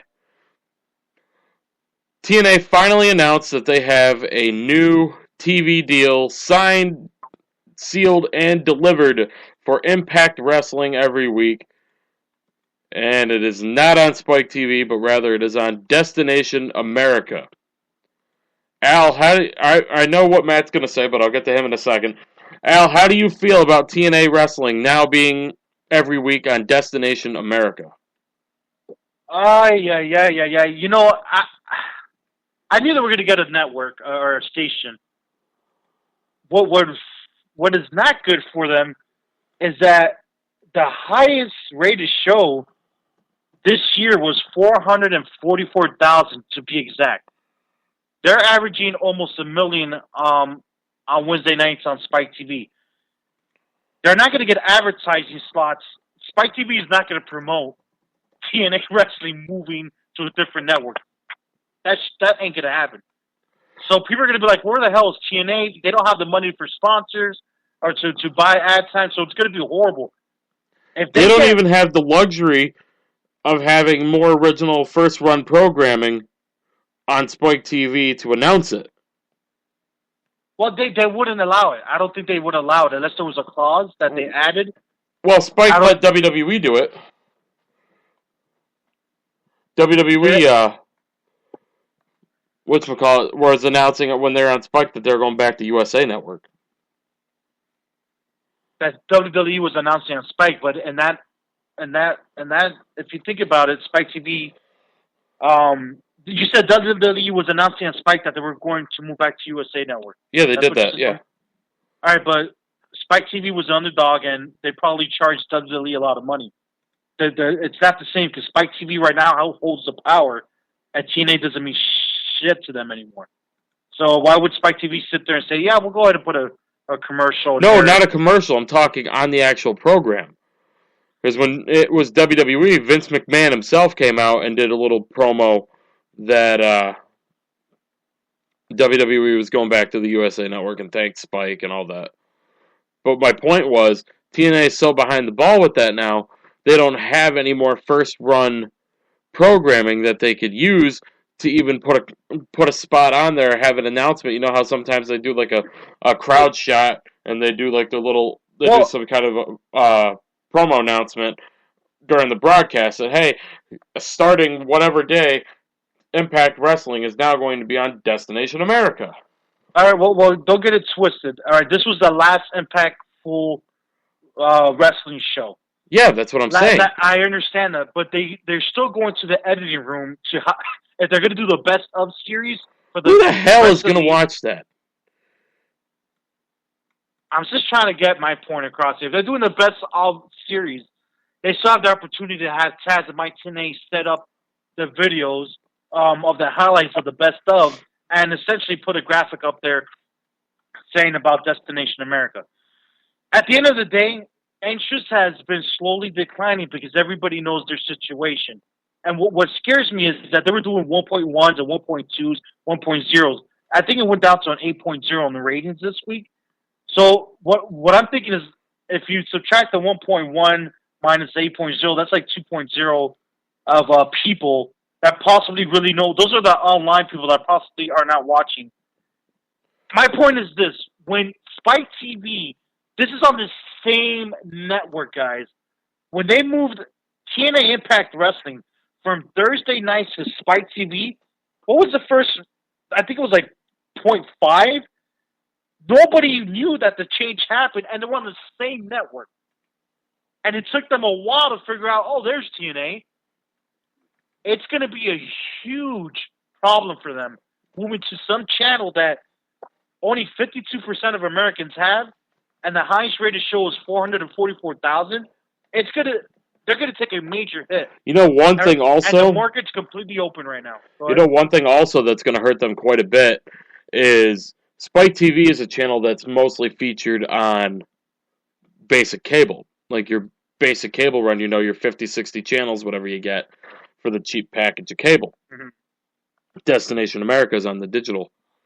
I mean, you look at you. You went out and got a new tier of programming because you wanted the NFL Network and a couple other stations. But the point is, if you wanted Destination America, you would have had to get an extra tier of programming. That especially with the way American economy is, a lot of people may not have the money to go get. You know, losing 30% of your audience, which is essentially what they are, is going to be a huge blow. I mean, what was their last rating was seen by, I believe, 980,000 viewers. You're taking away 30% of that. That's going to be what, 600? If you're lucky, but that's if you're lucky. I mean, if you're really lucky, because it's not going to be the same. They're going to be doing 0.5s. Lucha Underground might take them in the ratings. That's what I'm saying. I'm saying that the number 2 wrestling company in the United States is about to change completely next year. And absolutely. I don't think it's going to be TNA. It's going to be a three horse race. Is it going to be Lucha Underground? Is it going to be Ring of Honor? Or is it going to be Global Force Wrestling if they can get a TV deal? Well, Global Force Wrestling, if you see the direction it's going in, if it maintains what it's doing, I don't know exactly what their plans are yet. If they're doing pay-per-views and stuff, why would they need a television show? I don't know what Jeff Jarrett. If you would answer our emails, we'll see what happens. So, but no, I agree. There is a potential for GFW more than ever. There's that potential for one of those independent promotions to pop off in 2015.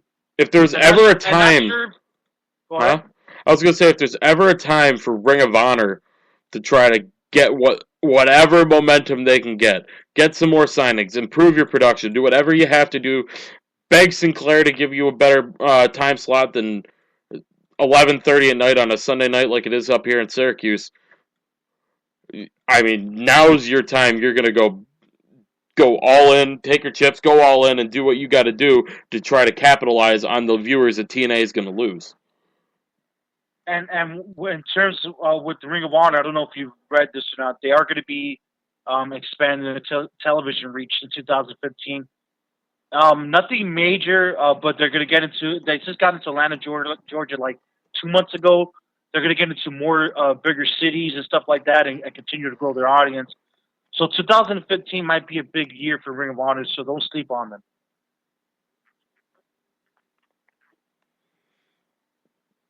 I don't know. Personally, I don't even think Ring of Honor needs to go all in at this point. I mean, I think they're the. I mean, if you're referring to a second company, quote unquote, in the country, I mean, I think they're pretty much, the horse I would back. I mean, they already have the fans and pick up a little production, and I think they get more, and just move on from there. Yeah, especially with Ring of Honor, they have that cult-like following, and it's just, I think that production is key. I think that's one of those aspects that they've always missed, but it is that ROH nostalgia. I think it's a part of their nostalgia, that the production value. But I think if they could increase that a little bit more, that would help them out and just continue. If they could, if there's a point in their history to make a little bit more of a stride, if they can't do it, if they had any little bit of financial backing, I think this might be the year to do it. Not saying to go all in, but I'm saying to do a little bit more. That's all. To do a little bit more, and they'll continue to create that hardcore fan base. So, absolutely. I mean, I personally think that if they just picked up the production value, they'd get a lot of fans that are WWE fans right now that may not watch.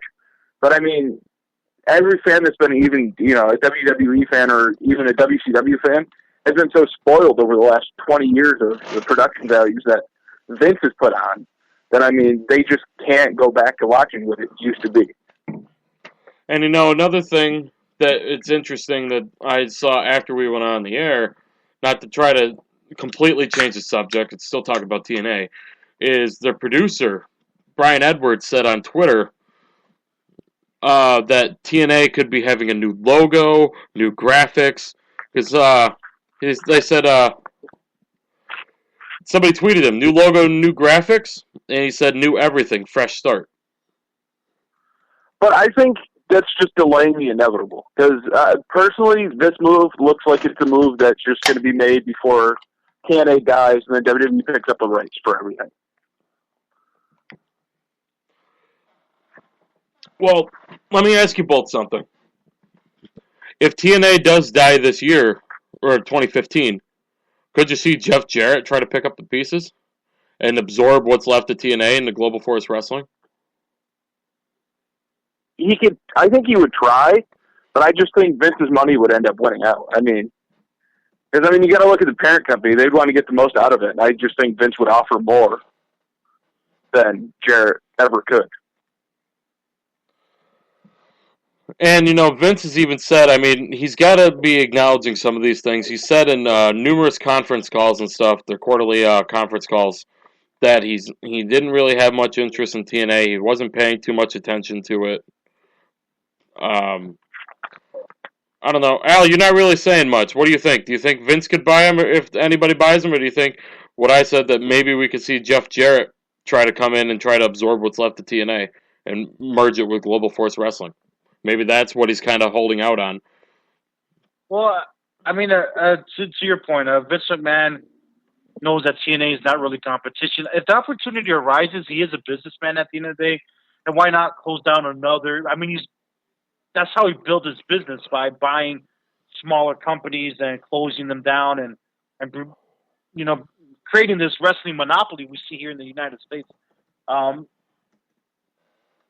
It's wrestling and it's business, and in wrestling and in business, you never say never. So if the opportunity were to arise and it made sense in a business aspect and TNA was up for sale, I could see Vince McMahon purchasing it and closing down those doors, and it'll be over. It will never. Let's say that were to happen, it will never have the nostalgia that it had back in the day when WCW was purchased, because it's not.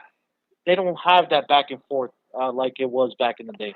No, they would purchase. I think if Vince McMahon were to purchase TNA would be resting in peace and would be an afterthought. Maybe they grab a couple of their talents, not much. Maybe like a Bobby Roode. Obviously, Jeff Hardy would come back. Jeff Hardy, Bobby Roode, and that's about it. If I was Vince McMahon and he needs to revive his tag division, which he sorely needs to,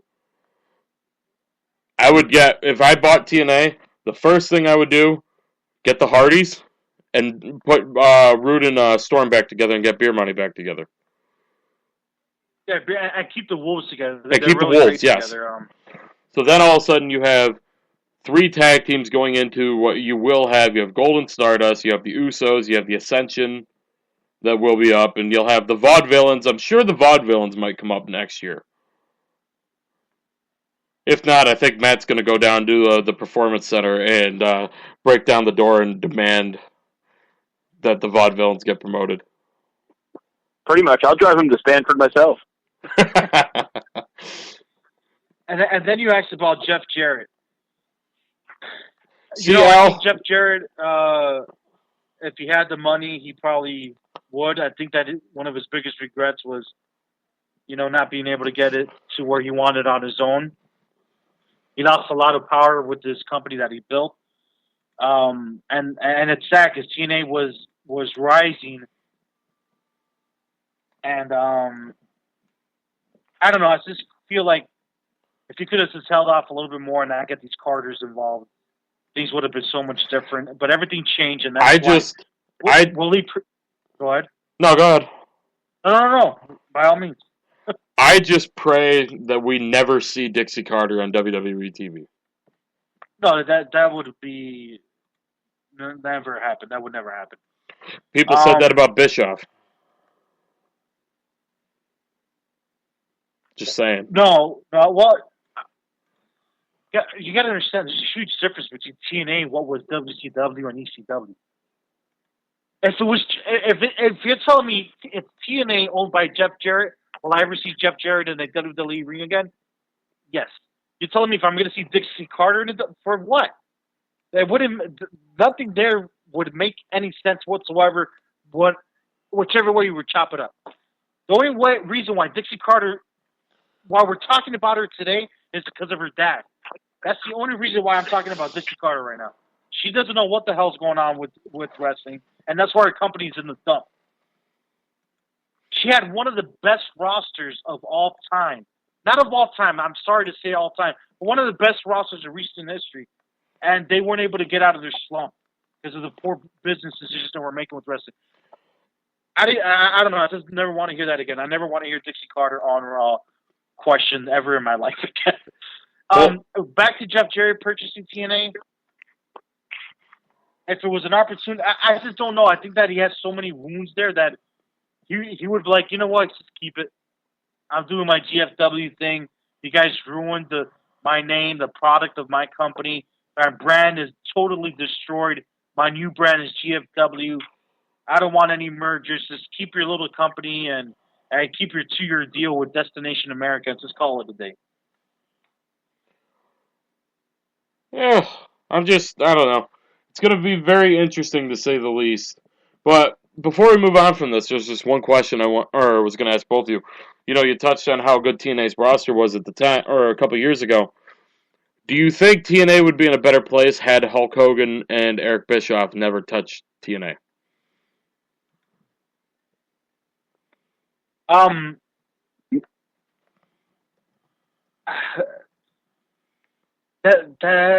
don't know how to answer that, Matt. No, I don't. I can tell you, I think it'd be the same. No, Go ahead, Matt. I personally think that it would be in a better spot. I mean, I don't think Hogan or Bischoff did anything to help out that company. All they did was push older talent, and neither one of them promoted it. So, I mean... And you know what? I think they could have... I remember that. I just think they could have... mentioned that, yeah. Yeah, I mean, I just think they could have done better with the indie feel they had without bringing in all those guys. And, I mean, it's not just Bischoff and Hogan that's to blame on that either. I mean, you got a lot of guys that just went down there for a payday. I mean, I love Mick Foley, but that's all he did. And same with Ric Flair. And you had the Nasty Boys down there. No, but Matt hit on something really, like, you just blew my mind because it put me back to when Hogan came. And you're absolutely right. Every time Hogan was, like, on the Tonight Show, because he was promoting Hogan Knows Best, I think, at the time, and doing other things, he would never mention TNA. He mentioned it, like, once on those interviews. He was on the Late Show, I believe. He never even mentioned that, what he was doing with Conan O'Brien. Like, he never really mentioned what he was doing back in the day. Like, this is the promoting stuff was something that I don't think helps. Which is a night and day difference to how he is now. Go ahead. I said, which is a night and day difference to see how he is now when he's on any media appearances. The first thing he does is talk about WWE and probably pimps out Vince McMahon a little bit. And you know what? It goes back. Maybe it wasn't a Hulk Hogan problem. maybe Hulk Hogan was there really for Hulk Hogan, and he was never there for TNA. He booked himself because what happens with TNA is that when they were bringing these guys in, they were allowed to do other projects, and just like Eric Bischoff. Eric Bischoff was making a check, but he was really concerned about his production company. Hulk Hogan was concerned about other things, so maybe it goes hand in hand that, you know what, TNA is not booking their talent to go advertise their talent. WWE does it. WCW used to do it. They used to get their talent on the Tonight Show. They used to, TNA, when the hell has really TNA done that? Like, really, TNA gone out of their way and get their start, like when they had Sting. That was a big name. I don't care. Sting was still a big name because when he was with TNA, still being a household name, you know? So I don't know. They dropped the ball in a lot of aspects. I think it's a correlation. I can't blame, like we talked about it last week, the week before, John. When you see a company like TNA, you can't blame everything on one person. I went on a rant about Vince Russo. It's a correlation of a bunch of things that happened that had gone wrong with the company. And there's a little bit of blame to everybody. And that's how I feel about it. Time will tell, my friends. Time will tell whether or not TNA is dying or if TNA is not dying. But let's move on a little bit from this and talk about somebody who was actually a part of that TNA talent purge that they had.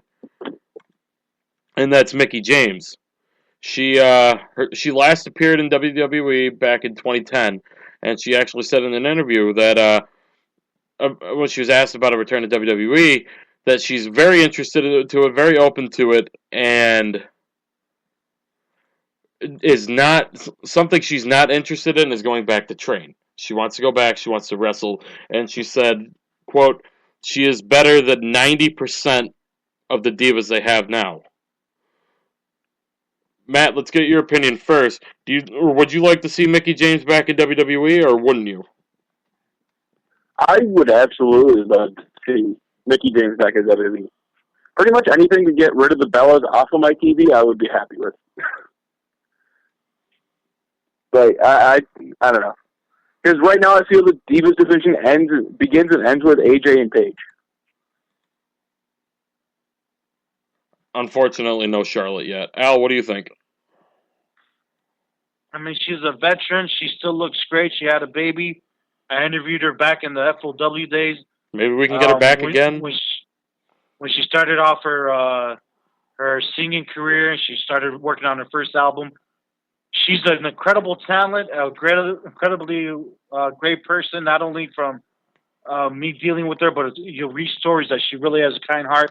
And I do believe that she's a pretty decent, with her good looks, she's pretty great in the ring, and she's great on the microphone, and it would be cool. That's the only division that doesn't have veterans in it, which is frustrating. You know, you want to see that so you can have some good views and the young people. You want to sit there and think for a second? The younger girls. What? You want to feel old? No. Brie Bella's been on WWE TV for 7 years. 17 years? 7 years. But that's the thing. Brie Bella is Alicia Fox has been on WWE TV for 7 years. Layla's been on WWE TV for 8 years. Again, none of them were wrestlers. They were all models. Layla was a Heat dancer. Miami Heat dancer. Natalia. Brie Bella and Nikki Bella, they came out because they had, at one point, they all had the same, there was 2 pairs of the same size, you know what. I'm just saying, they just came out because they were twins, all right? I mean, Natalia's been on the WWE roster for 7 years. I'm sorry? Natalia's been on the WWE roster for 7 years. She's the only one that, to me, is a pure wrestler, and then Charlotte is going to be unbelievable when she comes up. Mickie James will be a great addition to come out and help the girls, and I would not mind seeing that at all, actually. I wouldn't mind seeing AJ Lee and Mickie James go at it. Mickie James kind of left when AJ Lee was coming up. I think AJ came up in 2010. Something like that. But So I think that's 3 yeses that we wouldn't mind seeing Mickey James back. But let me ask you, is this something you would mind? Switch gears a little bit. Actually, I got a little bit ahead of myself. So, Al, you touched on it earlier in the show. My Jets will not be playing in Buffalo in 2 days. They're going to be playing in Detroit at 7 p.m. Monday night. They're trying to sell tickets. It's obviously a tough time because nobody likes the Bills or the Jets except John and I don't even think I was creeping on your Facebook. Matt, you like the 49ers or you like the Jets? I do like the 49ers. All right, so he does it. So you see, I mean, he's a native to the area there, and he can't even stand it. Just anyways, so Actually, I know a buddy of mine, to kind of get you upset. I know a buddy of mine, and Matt does too, that is or was a Dolphins fan that is now a 49ers fan. That's okay. I've I still don't claim him. What? I've had people go from being a Dolphins fan to a Jets fan. That's disturbing to me. The worst thing is this: I've had fans that are Jets fans, but are Miami Heat fans. Like I have friends. I'm like, how are you a Jets fan and you love the Miami Heat? It's like, get out of my face. I don't talk to them during the football season. Just because you're Miami, dude. How do you like the Jets? Anyway, it doesn't happen too often where they got to change the entire football game.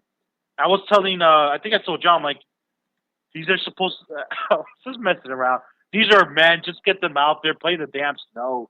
It's probably going to be fun. Do football snow angels. But it is 7 feet of snow, and that's kind of crazy.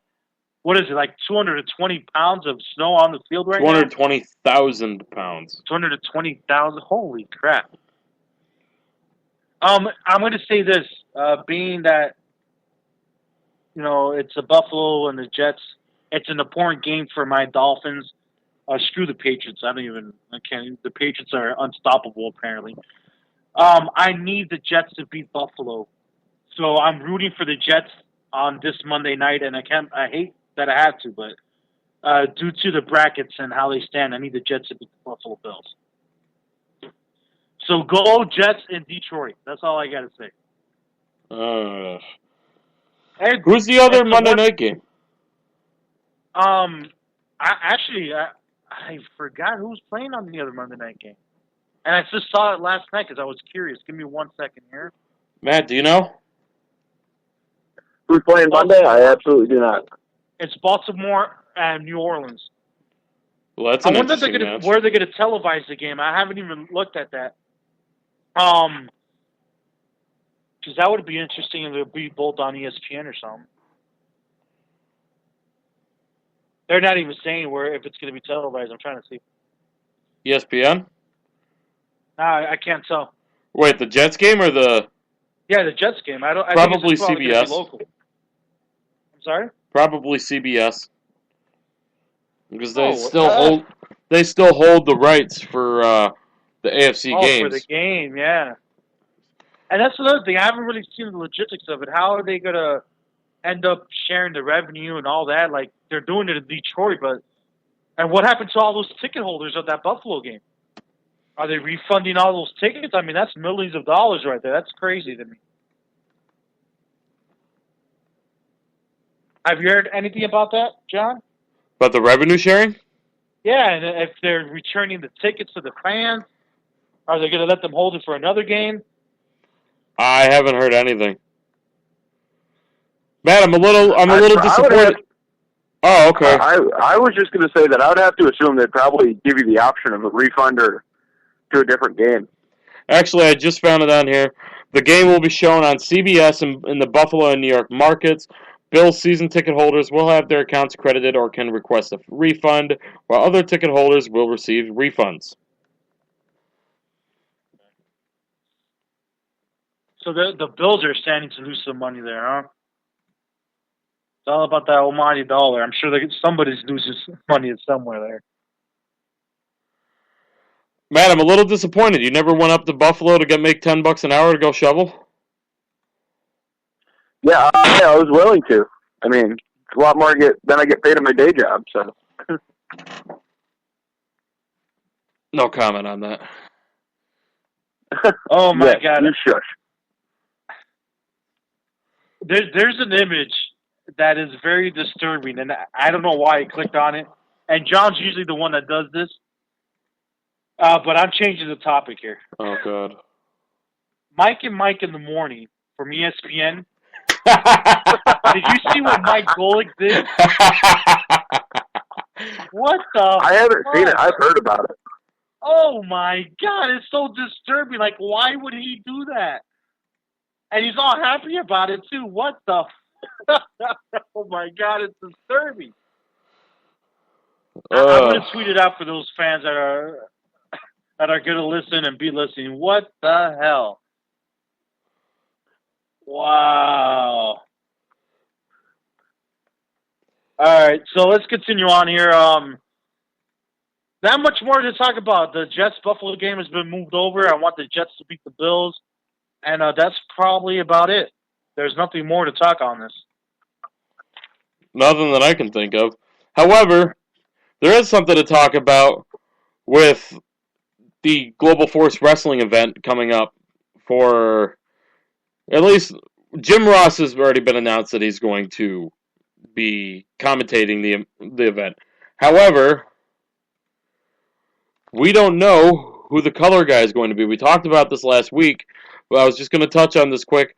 One rumored name is Mike Tenay of TNA Wrestling.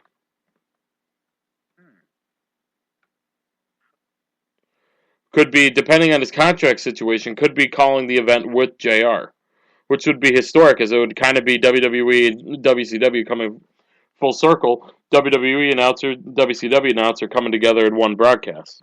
That would be kind of crazy right there. So much information, our brains would probably go on an overload if those two were together. Just to think, I'm sure they got a history. Hey man, that would be. I know that they would work well together. I know a lot of people give shit to Mike Tenay. I don't think he's a bad color commentator. He does pretty well. The other guy that we're talking about was that UFC fighter, and I forget his name. Chael Sonnen. What is it? Chael Sonnen. Chael Sonnen. Yeah. Why would they pick him? Just, I guess, to get some more name out there. I think his name would bring more attention than Mike Tenay would. Are you going to look? Be honest with me. Are one of you going to look at this pay-per-view? Because I'm not. Depending on how much it is. If it's for free. Yeah, I'm not gonna lie. I probably am not gonna end up watching it. Maybe after, depending on what I hear about it. But are they saying how much it is, or is it free?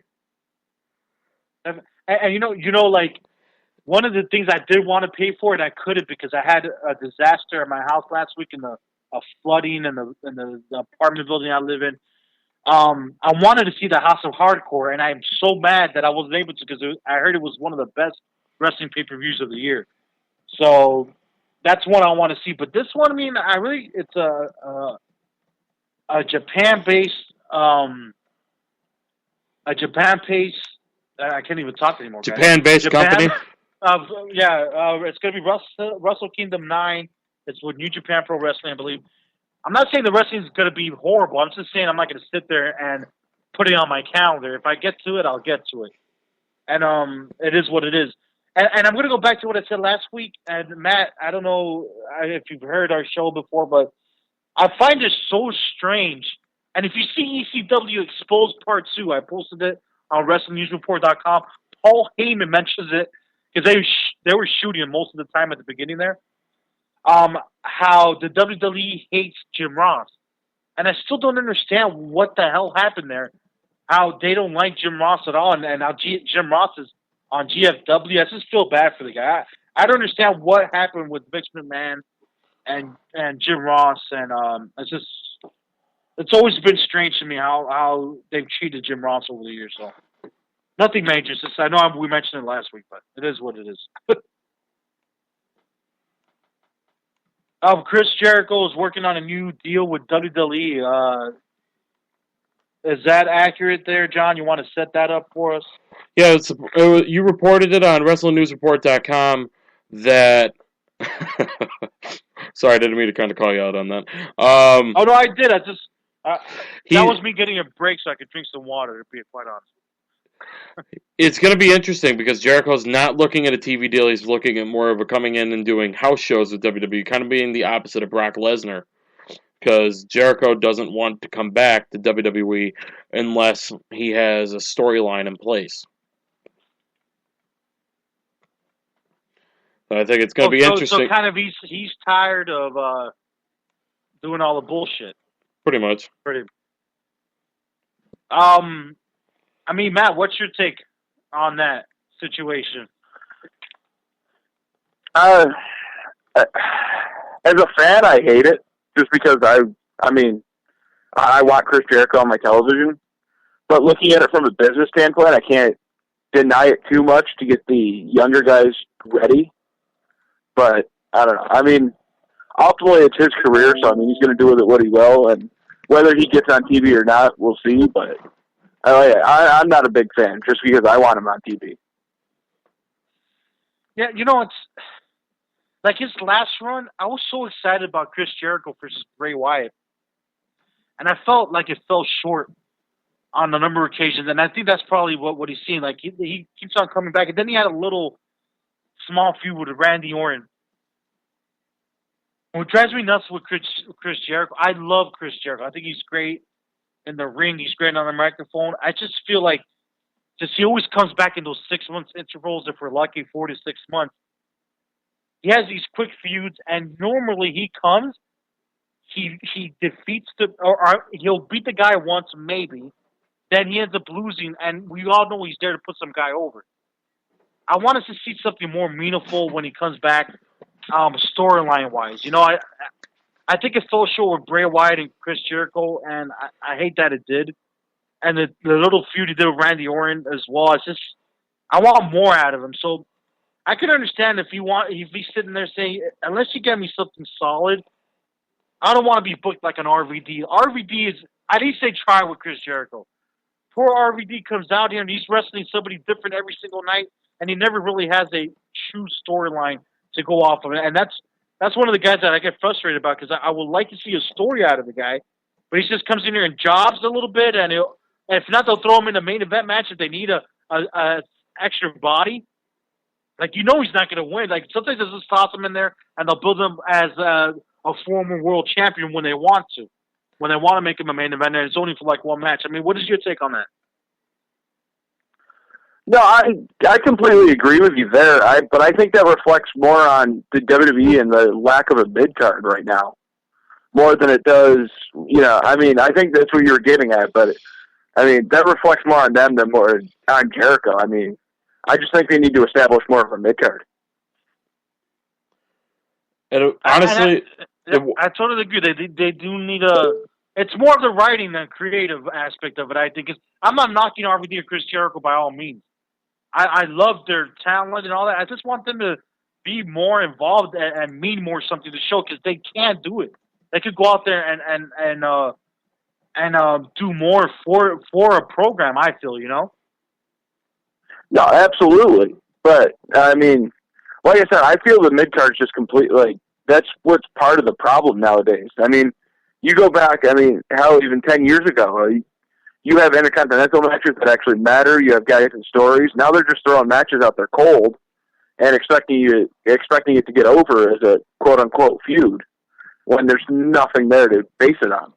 And that's what they've been doing to Jericho. They'll give him 3 minutes to talk and then have him wrestle for 3 straight weeks and do nothing. So, I feel, and I understand you completely. You know, back in the day and we've had this discussion a lot, because it is a topic, what the IC Championship meant and the United States Championship meant.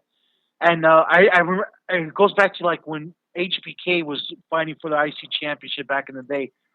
He would say in his promos, "I'm going for this title because I know after this I'm going to be catapulted and I'm going to go for the main event and I'm going to become a world champion." Like, that's what that was used for. And they would have meaningful feuds and wrestle their ass off for that title and that mid-card position. And I agree. It just seems like every other week there's some two random guys wrestling each other. And if it's not that, they keep on putting on these matches with Los Matadores and Heath Slater and Titus O'Neil, which I'd rather see instead of giving me that crap with a little Torito and the Hornswoggle. Give me a feud of a mid card talent. And I've been a fan of merging the championships together and having just the IC championship and have that, because that's the only way it would work ever again if there was one mid card championship, because it can't work with two. It's just not going to work because we only have one championship. But to try to get that prestige back to that belt meaning something again. What's your take? No, I absolutely agree with that. And I mean, I know John, because I've talked about it with him. I know he doesn't agree with that, but I absolutely agree. There should be only one title for, everything. I personally I can't say never liked the brand split, so I was never a U.S. title fan to begin with, but it just dilutes it. It dilutes both of them instead of making either one more prestigious. And I think you get more of a competition for it if you get one back to one title. Because, then you're looking at, Rusev, Sheamus, Dolph Ziggler, Luke Harper. They're all fighting for one title now instead of fighting for two separate titles. Exactly. And then whoever's main, or who's ever actually, let's say you have Ziggler as the IC champion. These are hypotheticals. And you have Rusev that doesn't have the championship. So now, essentially, your pay-per-view can have two main events, right? So you have your World Championship match, even though Brock Lesnar, we obviously know he's taking a shit somewhere in his house with Sable. But then you have another meaningful championship match, and then you have two number one contender matches that mean something. You can have the main eventers fighting for the championship belt, and then you can have the mid-carders wrestling for a chance to become IC champion because they know the next step is the main event.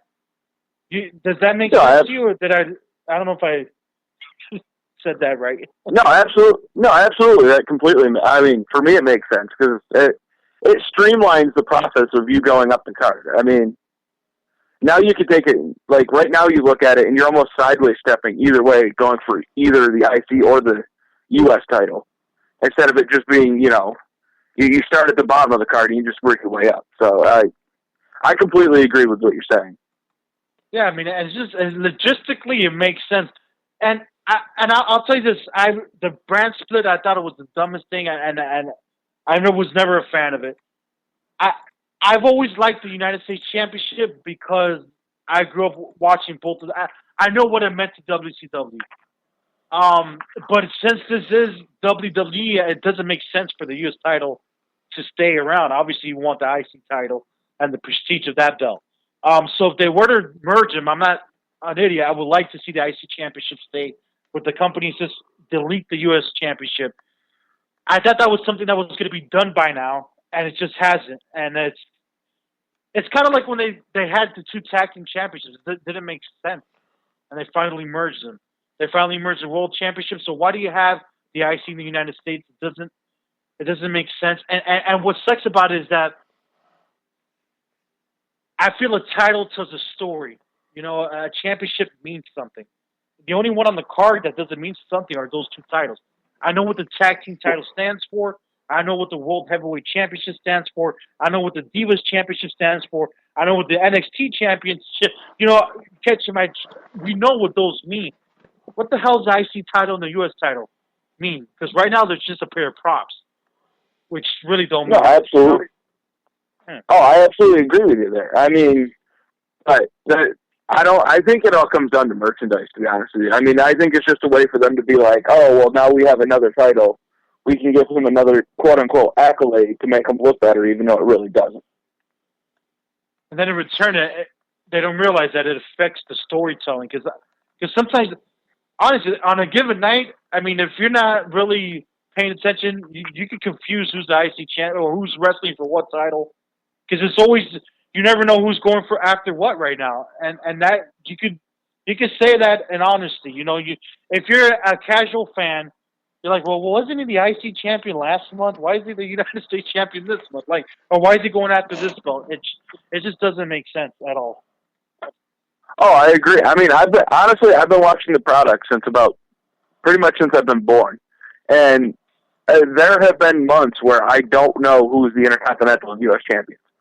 Like, unless it's like a Dolph Ziggler or a Sheamus, and, you know, they passed it off onto some of the other guys.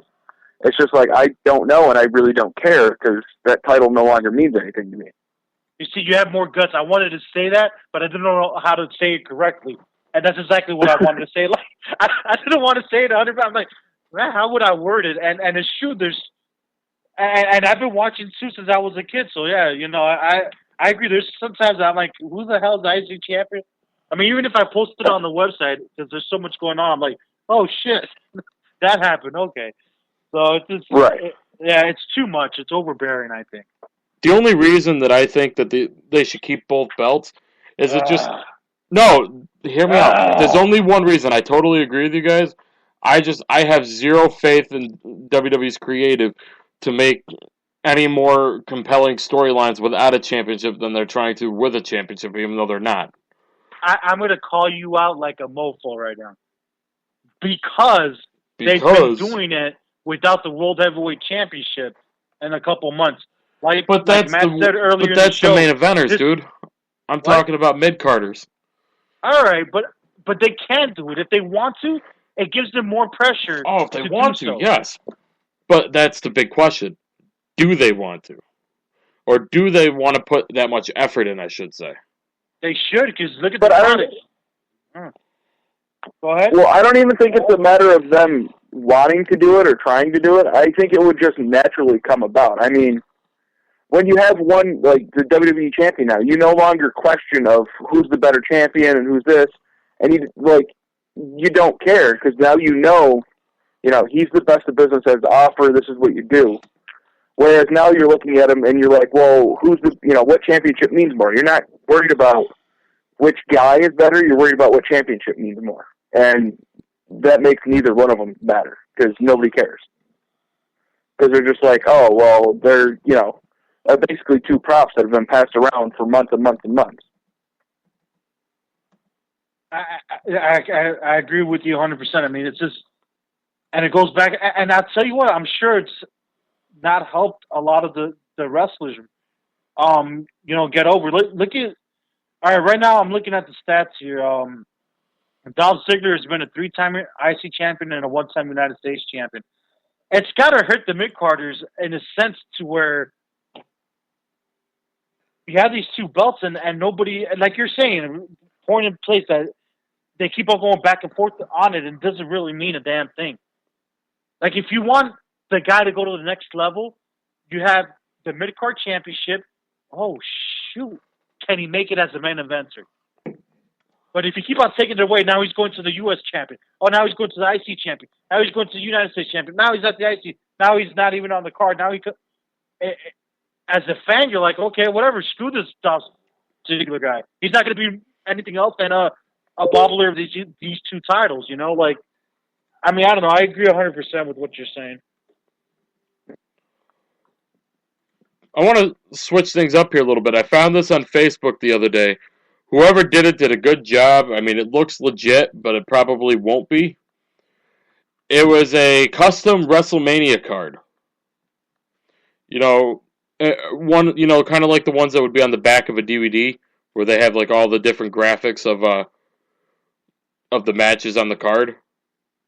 And one of them, you guys would be probably happy to know that if by some chance this was a leak, which I severely doubt it was, but whoever photoshopped it did an awesome job.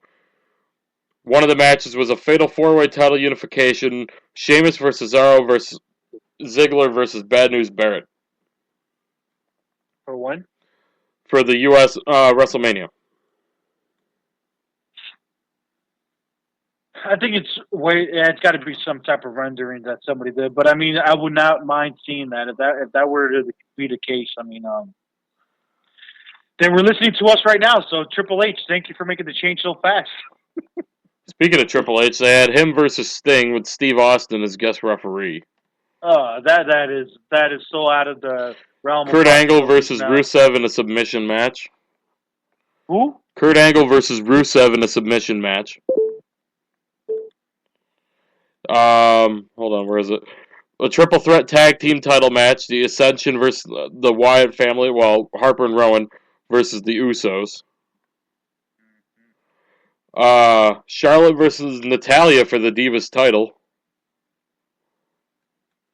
Bray Wyatt versus Seth Rollins versus Dean Ambrose triple threat match for the Money in the Bank briefcase, and then an all-star. Oh no, you got Jericho and Sami Zayn, and then an all-star six-pack challenge for the WWE Championship. Which I don't know if you want me to really go into who's in that match or not. Yes, I do. I'm very curious. Daniel Bryan versus Roman Reigns versus Randy Orton versus John Cena versus The Rock versus Brock Lesnar. I'll tell you what, I would buy that pay-per-view right now if that was booked that way. That's a dream WrestleMania 30. I except the Triple H versus Sting thing. Obviously, it should be Taker, but... You know, it's still weird, though, looking at a WrestleMania card and The Undertaker's not there. We'll get over it eventually. I know Matt won't. I didn't want to get into that crazy night. I'm just going to throw it out there. Yeah. I'm just going to throw it out there. I love the idea of Triple H versus Sting. Yeah. I mean, there's a lot of matches I want to see Sting versus. Obviously, Triple H is one. I mean, just that I want to see that Taker match, man. And Taker's about to die on us in the ring. So it's like I would love to see that match. You know, that's the only reason. If I got Sting to come back to wrestle, I would. I mean, obviously that's the number one match that anybody would want to see. But I just severely doubt Taker's going to be back for this year's WrestleMania. Yeah, I was looking at recent pictures of him. I mean, I don't know. I mean, they say he's training a little bit, but they might be able to do a big deal of it too, though. Like if Stinger's coming back for real, maybe he comes back at WrestleMania 31 and they kind of set something up for the following year to give Taker an entire other year to rehab. That would be kind of cool, but I don't know. All I know is that would work well because I would say that would work well because I mean theoretically and everything I'm hearing, they're supposed to do WrestleMania down in Jerry World there down in Dallas next year. So I mean, what a better way to send off both of them.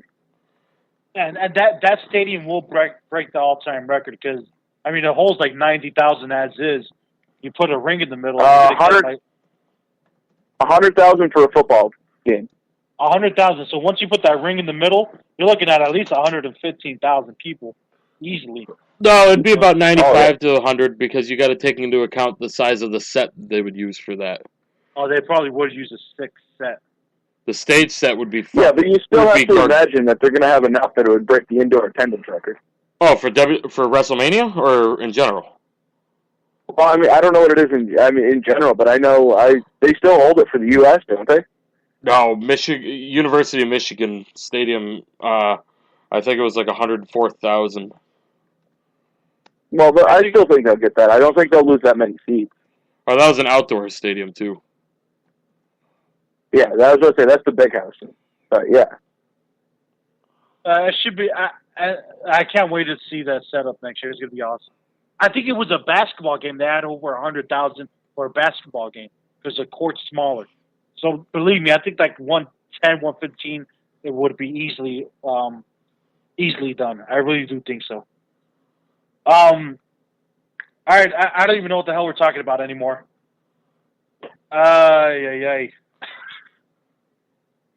Right now, I'm looking for attendance records. All right. Which, okay, by the way, at the Carrier Dome in Syracuse, Matt, the Crunch broke the record for U.S. indoor hockey attendance. Did they? The Syracuse Crunch are saying they're going to break the record for an attendance. Oh, well, how could they? I mean, I don't know what the record is currently, but there's again, you're looking at the Carrier Dome that could fit 70,000 people in there before they put an ice rink. I mean, that's for a football game, and just before you put the ice in and you get extra seats. So I wouldn't doubt that they'd break that record. The Crunch confirmed on Friday morning that while it had sold enough tickets to break the record, tickets are still available for the game at the Carrier Dome. Which, Al, I don't know if you know what the Carrier Dome is. That's where the Syracuse Orange play the basketball football teams. I really don't. I didn't think so. But we got quite off topic. But that's what we do here on Main Event Madness. And I think what we're going to do now, I think we might shift to a commercial break. And when we get back, we got some more topics coming up here. Main Event Madness. We are live, maineventmadness.com, facebook.com/Main Event Madness, WrestlingNewsReport.com, wrestling-news.net. Turn your speakers up. We're live. We're on air. Got a jam-packed show still coming up here. Main Event Madness. We're live. We'll be back.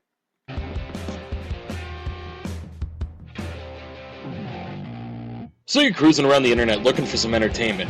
What if I told you there's a hard-hitting, fresh, and opinionated podcast out there covering everything from WWE and TNA to the NFL, the NBA, and MLB? Well, that's reality. Main Event Madness is here. Don't miss us every week on maineventmadness.com as well as on TuneIn Radio and Stitcher.com. Main Event Madness, our wrestling, your sports, simply madness. From the associate producer of The Wrestler, Evan Ginsberg, comes Evan Ginsberg's Legends TV, co-hosted by Steve Ludwig, featuring legends in sports, pro wrestling, and the arts. Lanny the Genius Poffo, Nicole Bass, Oscar from Men on a Mission, and million-selling music hitmakers like Martha Wash of the Weather Girls and Carol Douglas of Doctor's Orders fame appear regularly, as well as the greatest live indie musicians performing live in studio. Saturdays, 11 a.m. at legendstvnyc.com and madhousetv.com, archived 24/7. You missed the birth of your mother and father, don't you dare miss Evan Ginsberg's Legends TV.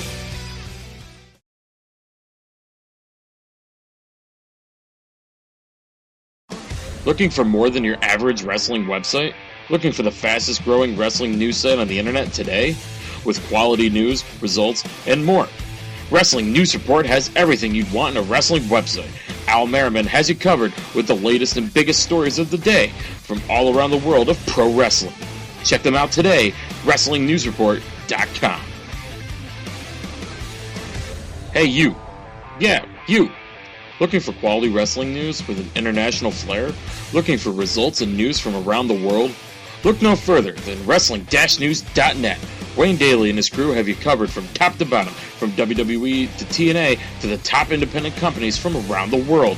Check them out, Wrestling-News.net.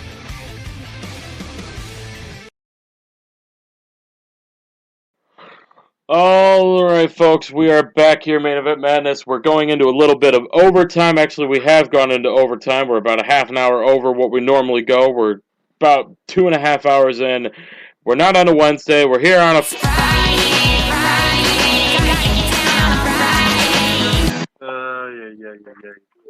And you know, Al, I was gonna announce or wait a little bit, but I figure what the hell, we can announce this now. A little bit of a surprise. We are going to have, and you're going to be very happy to hear me say this, coming up in 2015, we have huge plans coming up. Huge interviews. We're working on ironing out the details for these interviews. Huge way to kick off the new year. Could be some new guests, could be some old guests coming back. That's going to be my little bit of a teaser for that. But also, we're expanding. Main Event Madness's umbrella is just forming now. We now have our own network that we're going to be featuring some other shows with. Al, I know you know a little bit about this. Yes, so Joel O'Brien, and what I love about this is that we're reaching worldwide potential audience here with Joel O'Brien. He is from Sydney, Australia. He does have a couple of shows himself that he does produce, and one I believe is Wrestling Rope Break and Wrestling Weeks that was. He's had recent superstars like Matt Morgan. We were able to get him Diamond Dallas Page, so we interviewed him yesterday, and we're going to be putting out that press release very soon. So they're going to be housed over here at Main Event Madness in 2015. So we look forward to adding to our family and seeing it grow, and they're going to be the same name, same show, different house. So we are very happy and delighted that he reached out to us, and just building good friendships. I mean, and seeing how much they could grow as well. We could grow together. So we're looking forward to that. And we did mention it last week, so we can mention it again. A couple of the names that are coming on 2015 already confirmed are David Hero from with Pro his Wrestling brother from Report. another mother. Yeah, from Pro Wrestling Reporting, does Blizzard Brawl every year, one of the most successful independent wrestling events in the United States over there in Wisconsin. And we're going to have Al Snow confirmed with him. They're best buddies, and I'm going to pin them together and see what comes out, and it should be very interesting, to say the least. If you do recall, during WrestleMania week, Al Snow was in bed with David Hero. Yes, I did just say that. But that's normal for them. They are very loving brotherhood that they have. And meanwhile, Matt's probably sitting there like, "What the hell are they talking about?" Yeah, well, it was kind of you guys would have to go back to our archives. I do have them up on the website. So It's actually currently up right now on Spreaker.com, part of our archive series. Awesome. I'm happy you got that up there finally. And it we took me 6 also months. the return of current TNA superstar Tyrus. If you don't know who the hell that is former WWE superstar Brodus Clay. Funkasaurus! He will be back on our show first week of 2015, and we got a couple people. Scott Fishman. The list goes on. We're working on getting 2015 ironed out. It's going to be a big year for Main Event Madness. We thank everybody for listening to our show, and start letting your friends know about us, man. I think we're pretty badass. We have a lot of fun. We don't only talk about wrestling, so retweet, share, let them know that you love our show, and hopefully we'll have some contests next year, give away some stuff. So there's a lot of stuff going on, and a lot of things we're building on. So thank you all, and look forward to bringing you more Main Event Madness, including with Matt Breeze, if you ever want to come back to our craziness. It was fun, guys. And you know what, though? Before we get moving on to some other topics, I just want to say, and it feels like every week that we're, or at least close to it, that we're coming close to this. Coming up, we got, oh, that's awesome. We're going to be making history again for Main Event Madness. As of probably next week, or in a couple days, we'll have officially hit 100,000 listeners that have checked out our show and have listened to the craziness. And that's not even the entire run of our show. That's in 5 months. Let's be honest. Come on, John. We know that's going down today. It's going down today. There's no ifs, ands, or buts. I'm trying to be. I'm trying to be humble about it, but we are very close to that. You know, 100,000 was a goal that we had to reach. What did we say by WrestleMania? We wanted to hit 100,000. Yeah. I was like, you're crazy, John. Al saying I'm crazy by thinking that deep down he agreed with me. That we. No, I never agree with you. Well, back when we made these goals, we were in the dark days of our old hosting format. I was trying not to go without names. Oh. Yes, we were in the dark days of Blog Talk Radio. Those were the dark days. Very scary times. But I'm telling you, I'm calling myself out on the air. You're both going to be here. You're both going to be here to hold me to it. Let's see, how many weeks are left in the year? This guy's going to start doing as a math formula. 5. No. I would continue on with 57 weeks from now. A year and a month from now. My goal for this show is 1 million listens. Whew. I think you're crazy. I know I'm crazy. All right, so if we're putting shit out there, 1 year from now, whatever the timeline you put, 57 I want to weeks. be on a radio station. So that's going to be our goal. So we'll help each other out and get there. I'm down with that. I mean, it sucks right now that my move is on hold, but you know, everything happens for a reason. We'll get that studio and everything that we want set up. Maybe we can get a Kickstarter going. No, I'm just kidding. But we will achieve these goals. You guys are awesome for helping us be a part of this crazy universe that is Wrestling Podcast we'd like to think that we're the fastest growing out there. And we're only going to grow faster with crazy bitches like Matt Brees joining us. Absolutely. Bring my dozens and dozens of fans. Dozens and dozens of fans. It's dozens and dozens of fans that I had before. Matt, you know what? I have a goal to make our show even more international. We have you and me. We have Al. He's Cuban. We have these guys coming in from the wrestling week that was, and what was the other show? I'm sorry, I should know this. Wrestling. That one exactly. Wrestling's Rope Break. There we go. See, I knew it before he did. Wrestling's Rope Break. And these guys are Australian. Matt, your homework. I don't know if we'll have you on next week or if you're going to want to be on next week, but if not, your homework by the next time you come on, or at least at some point in 2015, we need a Puerto Rican infusion. Absolutely. I bet I could talk him into it. I know just a guy. Al, it's an inside joke with me and Matt. Huh? I'm a little bit scared. It's a good buddy of ours who's also a pretty big wrestling fan. All right, sounds good to me. All right, guys, it's time for me to let you guys go. I know you guys got a couple more topics. Breeze, Mr. Breeze, whatever we're gonna call you, Mr. Sensei, the guru of MLB, and apparently the guru of wrestling, because you know your shit. Thank you for being on the show. I'm gonna step away now, and I appreciate it. And all right, guys, kick ass. Hey, hold on 1 second. Me? Yep. Are you still there? I'm here. All right, hold on. Let me just try to find something for you really quick. Finding an audio clip. You'll learn that John does this live during the show.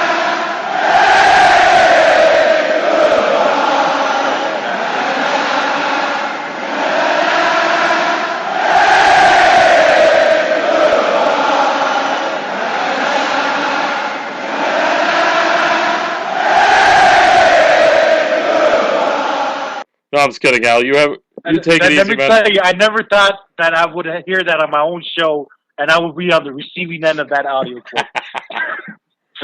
Bastard. All right, guys, I'm out of here, man. Have a kick-ass rest of the show here. And thanks again, Matt. I appreciate it. All right, John. Al, be good. Thank you for having me on, brother. All right, later. All right, guys, we're going to take off here now. Well, not take off. We're going to head into another part of the MLB hot stove before we get ready to wrap things up here in about a half an hour's time. And, Matt, we talked about a couple things we wanted to hit on today last night, but I saw some other topics that I just came out as we were going on the air, and one of them was the Braves actually traded Jason Hayward. We were going to touch on that, but the Braves are now shopping Justin Upton.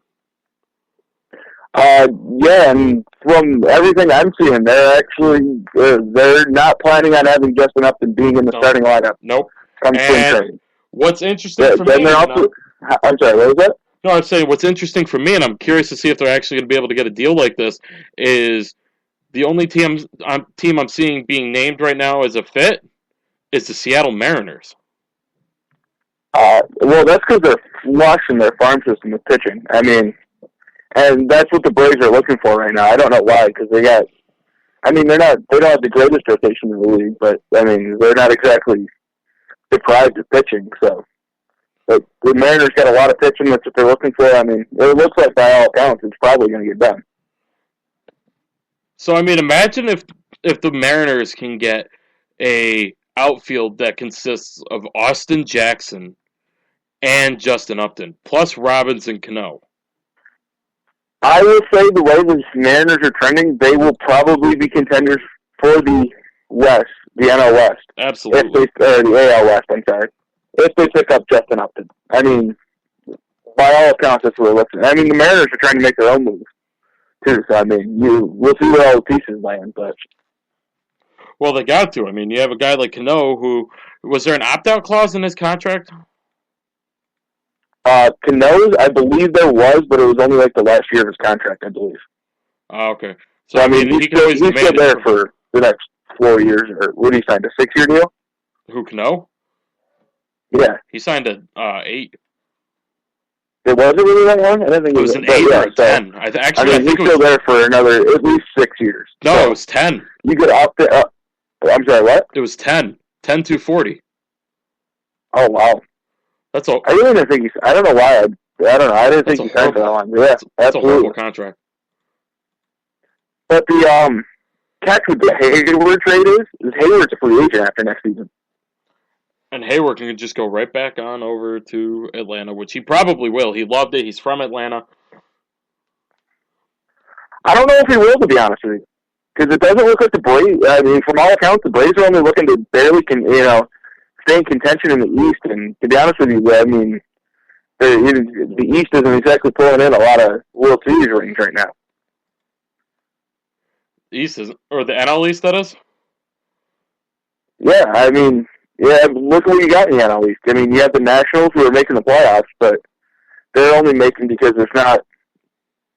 I don't think there's another great contender. I mean, all the hype the Braves have had, they haven't been performing.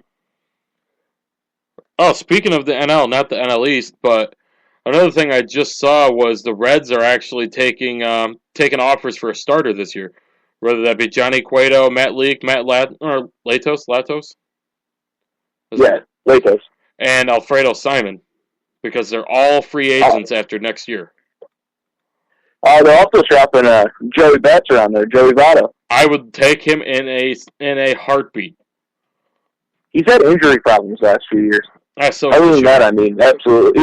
If he's producing and he's healthy, absolutely, I'll take him 100% because he's one of the best hitters in all of baseball. But I mean, is he going to be healthy? Well, he's 31. Okay, so he's not that much older than or younger than Teixeira. Teixeira's, right. I think, 33, 34. Yeah, and I mean, look at the issues the Yankees are now having with Mark Teixeira. You don't really need to get into on that because that's what the Reds are dealing with. They just gave him a huge contract not that long ago. And we go back to what we were talking about with Al, a couple hours ago. The Marlins owner Jeffrey Loria says that Giancarlo Stanton extension is only the beginning of his team's offseason additions. I honestly, I don't see it happening. Well, another name that they've made an offer to is Adam LaRoche.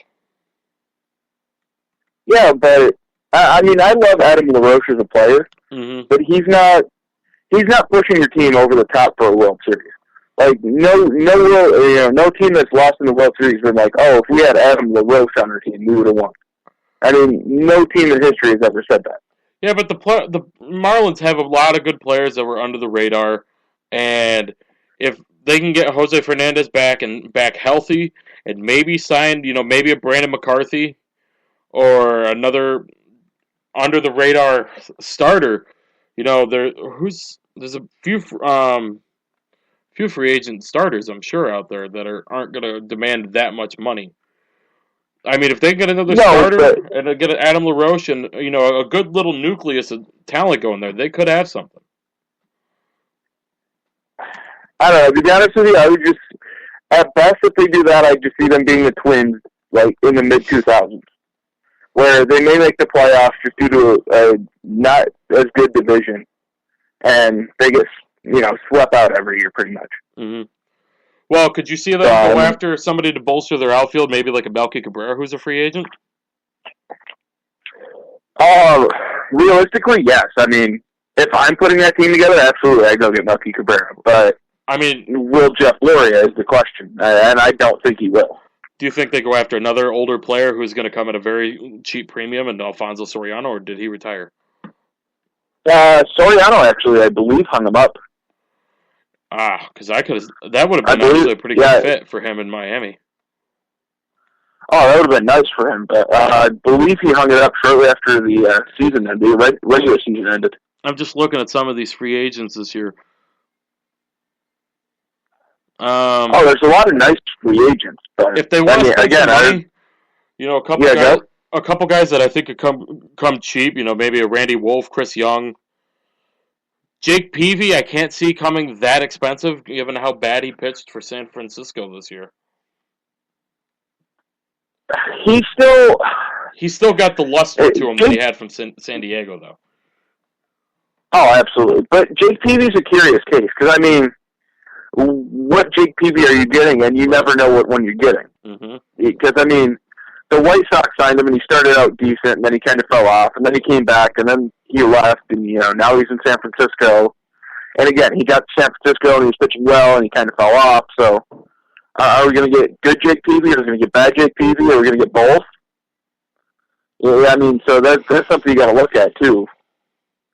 But, I mean, if you can get maybe a Randy Wolf in there who's going to come dirt cheap, and then you could get somebody... because he's 1,000 years old. But, I mean, that's neither here nor there. If you can get him, maybe Brandon McCarthy, who's not going to go that much more expensive either. And maybe... No, actually, I think Brandon McCarthy is going to turn out to be one of the better signings out of this free agent class. Oh, absolutely. Because he's not going to go that expensive. And wherever he goes, he's probably going to put up a good performance.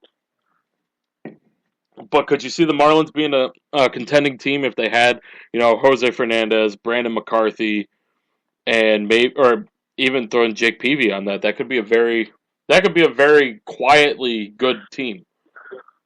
Absolutely, and I think they could contend. I don't know how well they would do, but you couldn't shut them out of the conversation. You know what I'm saying? Mm-hmm. And there's one other one I want to ask you about before we move on. We can talk a little bit about the Yankees' offseason predicaments here. Is a reunion with the Marlins and Josh Johnson out of the realm of possibility? Actually, I don't see that out of the realm of possibility. I mean, he hasn't really done much up in Toronto. No. That's where he was, right? Yeah. Was he in Toronto? Yeah. Yeah, I was going to say, I thought he went to Toronto. He hasn't done much up there, so, I mean, he's going to come at a cheap price, so I actually want to put that out of the realm of possibility. So, I mean, I don't know who the Marlins pitching rotation was, but, I mean, if you could do Jose Fernandez, Jake Peavy, Josh Johnson, Brandon McCarthy, get Randy Wolf he'd be a very, very solid number 5 starter. Oh, yeah. That's actually a team that could do some damage, and a team that, I mean, would be gobbling up a lot of free agents, but a team that would be doing it relatively cheap. No, you're right, and I think they could probably actually get pretty close to... They probably could get close to winning the East. I don't think they'd end up winning the East. I think they'd end up taking a wild card spot. Yeah. But if that happens, they could contend with that at least. Given the Marlins' history, if they were to get a wild card spot, you got to think that they're a shoo-in for the World Series. You got to give them a look. Yeah, absolutely. You got to give them a look because they've won two World Series, but yet have never won the NL East.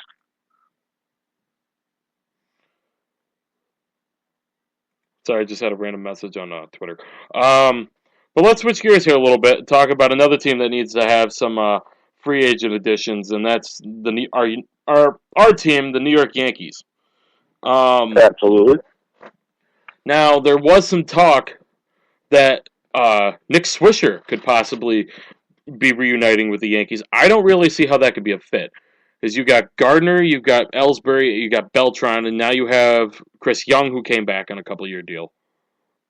Right. That outfield's just too crowded to even remotely think of him coming back. Plus, I mean, even if Beltran's not healthy enough to play the outfield, you got to look at him as a DH spot, and you can't really put. And I think A-Rod's going to end up DHing a lot too. So I mean, you're looking at a lot of spots filled up that I just don't think logistically would be a smart move on the Yankees to get him back. And Chris Young is one I'm almost afraid that he could go the route of Alfonso Soriano. And just, if he has a poor April, he could be kicked out. Tyler Austin, he was the AFL MVP, wasn't he? The Arizona Fall League? I'm sorry, what was that? I said Tyler Austin, wasn't he the Fall League MVP? I think so. It sounds right, but I'm not sure.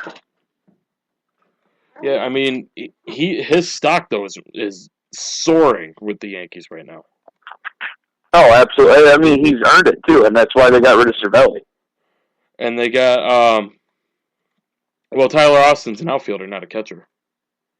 Is he? I thought he was... Who am I thinking of as a catcher, then? John Ryan Murphy and Austin Romine.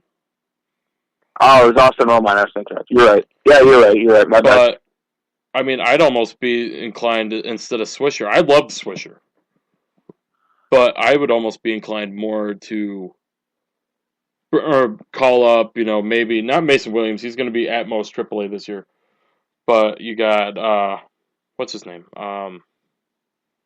The other one, the other outfielder, not Mason Williams, Slade Heathcott. Slade Heathcott? You'd have. I mean, he's AAA? I mean, you'd have to think that maybe he could get a look. If Tyler Austin. Oh no, it's Greg Bird that was the fall MVP. If Tyler Austin keeps tearing it up, he could possibly get a look. I mean, some of these younger guys at some point got to get a look. Maybe we could do something with these guys.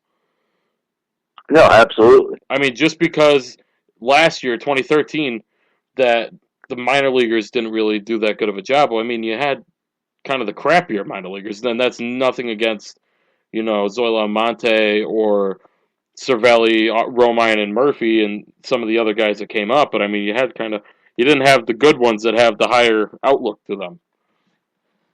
No, and you're absolutely right. But I mean, I can't even crap on Almonte though, because I mean, he didn't do it all season long, but there was a good stretch where he was. Yeah, I can't say the man, but I mean, he was carrying that team for a good chunk. I mean, he played well at times last year. I'm looking at Sweeney. Sweeney Murray, one of the Yankee reporters. Yeah.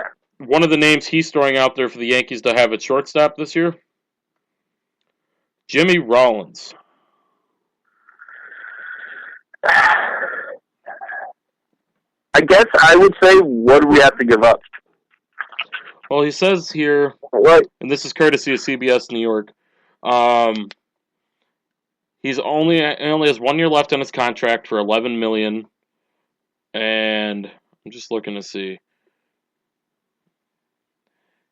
So basically, they'd be trading. I don't know what they'd be trading though. It doesn't really say. Yeah, and that's my. I mean, I wouldn't mind. I mean, I would love to have Jimmy Rollins because he's still playing at a good level. But do I have to give up a lot for him? Because I don't really want to give up a lot for an old shortstop who I'm only going to get as a loaner for 1 year. Here's another one that's kind of interesting. The Nationals are almost saying it in the open, apparently, which is the first I've heard of it. The Nationals are likely to discuss a deal with just about anyone on the roster if the deal was right. And one name that he was mentioning with the Yankees is Gio Gonzalez.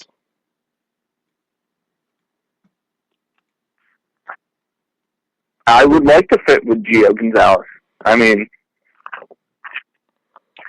that's taking a buy low, sell high strategy because I think he had a down year last year, but but I mean, absolutely. I mean, you can never have too much pitching. I mean, again, with the Yankees farm system finally turning around, I don't really want to see them give up too much to try to get these guys.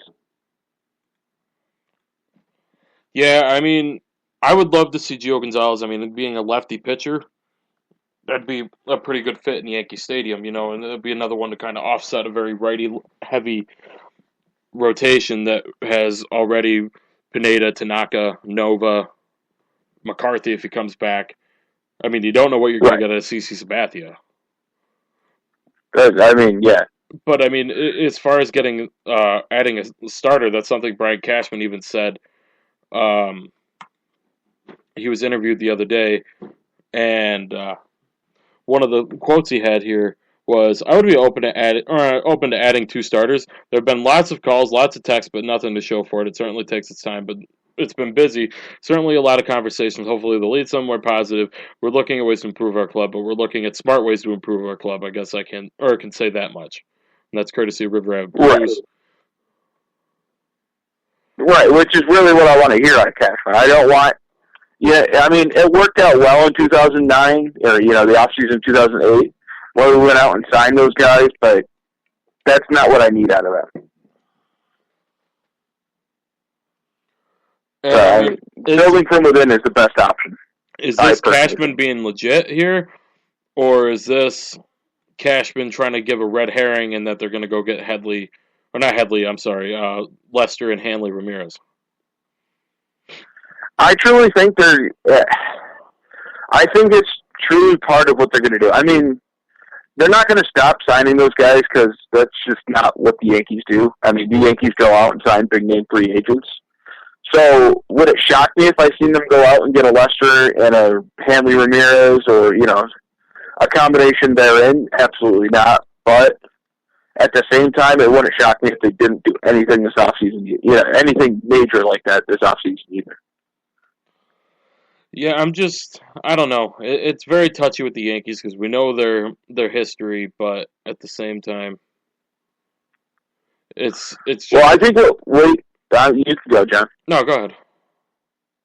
I was just going to say, I think what weighs in a lot, too, is the fact that we actually have to pay A-Rod this year. I mean, that's a good chunk of money that is now back on the payroll, and you got to look at that, too. Yeah, and it's going to be interesting, It's kind of like they just added Jeter's contract back plus a few million.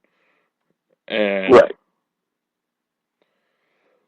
Whatchamacallit? Sorry, I just got something else. I guess the Yankees got rid of Zealous Wheeler. They sold Zealous Wheeler. He was one of the infielders the Yankees had towards the end of the year. Oh, yeah. They sold his contract to the Rakuten Golden Eagles. But Tyler Austin's... it's not a huge loss, so I mean... No.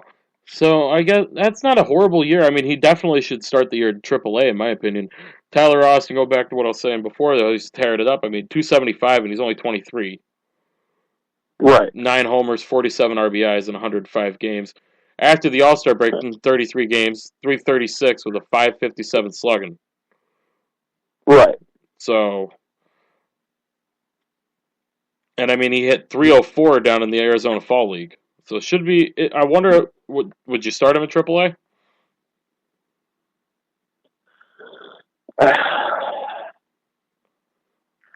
Probably, but it may not be for long. What, put him up in the majors? Yeah. And the Yankees, I guess they have a good couple of relievers they just added to the 40-man roster. One of them's Brandon Pinder. He was last year, with the Gulf Coast Yankees in AA and AAA. Wow. He soared through it.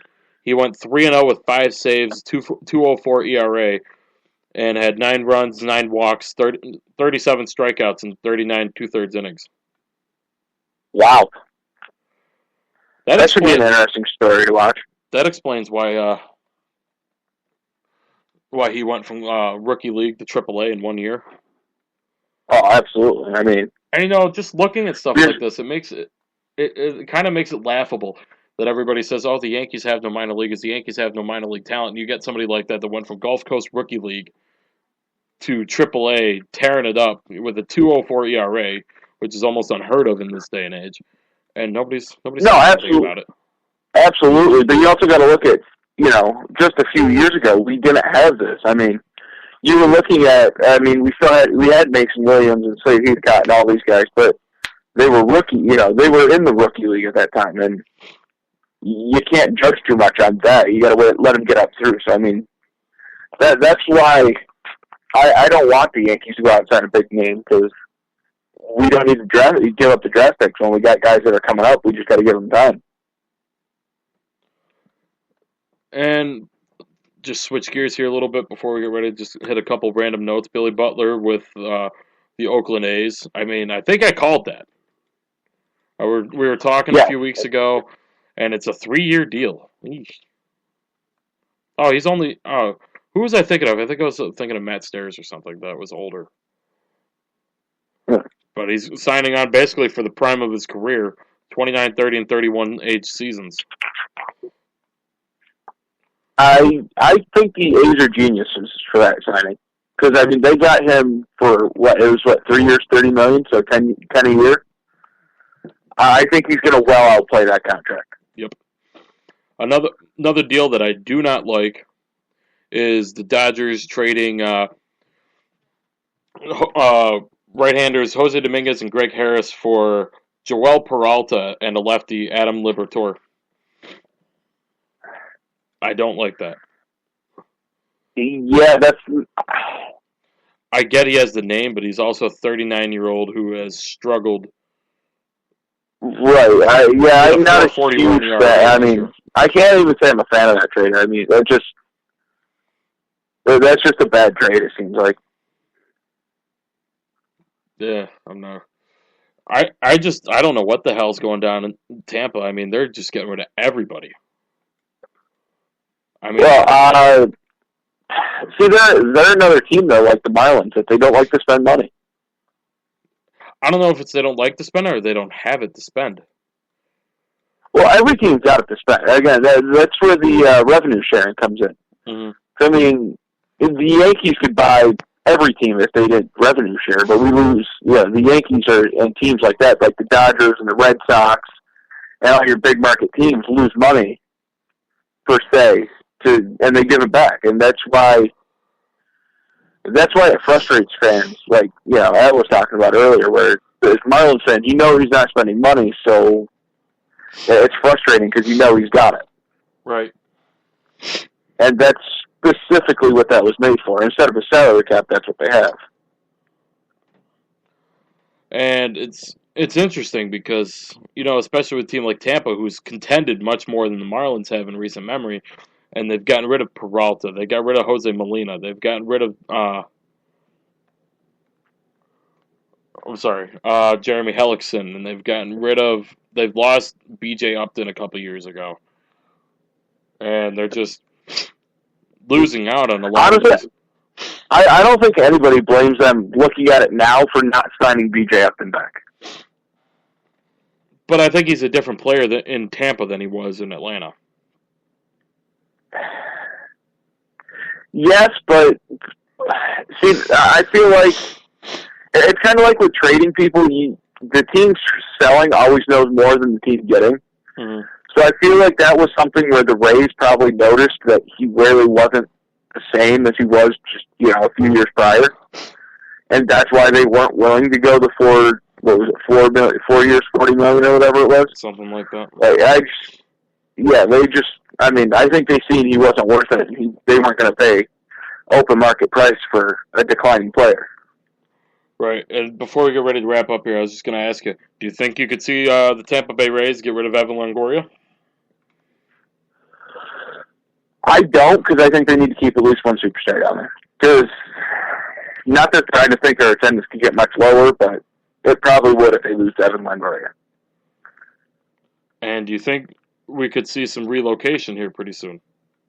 Not so much with Tampa, but with some of these less contending teams. Somebody like the Marlins, or not the Marlins, they have the new ballpark, but the Tampa Bay Rays, or even the Toronto Blue Jays, who haven't. I don't think so, just because there's not a demand for another. You know what I mean? Like, there's not cities demanding to have a baseball team. Because most of the places that have teams have had them for quite a while now. I mean, you're looking at the last expansion team was the Rays, and then after that you had to move down back to Washington. But it's not like Montreal's clamoring to get the Expos back or anything. So I think everybody stays put. It's just they got to work through it. Yeah, but all right, man. It was fun having you on here. We hope you had some fun entering the craziness that is main event madness. Absolutely, and I thank you for having me on. Not a problem, man. We got to get that bald guy you work for on here at some point. Oh, absolutely.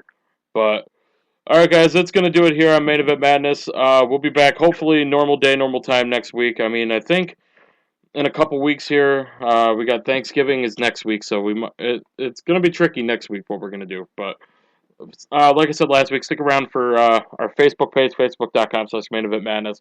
We'll announce what our holiday plans are going to be for Thanksgiving and going into the Christmas season full swing after next week.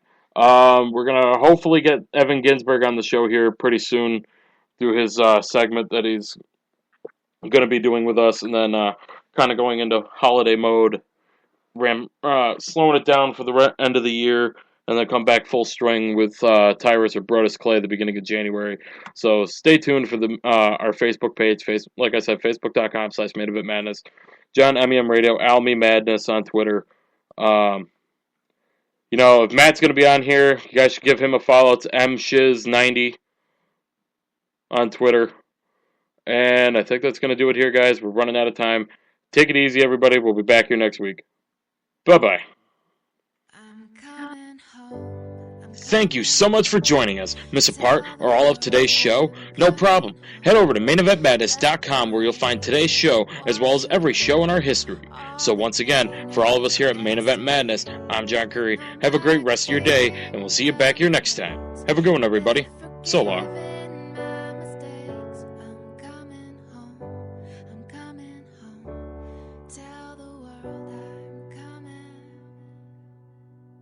Thank you, Lord. Thank you, Lord. I'm coming home. Coming home.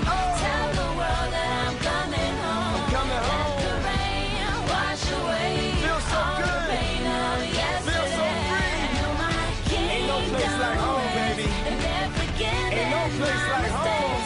I'm coming home. Coming home. Coming home.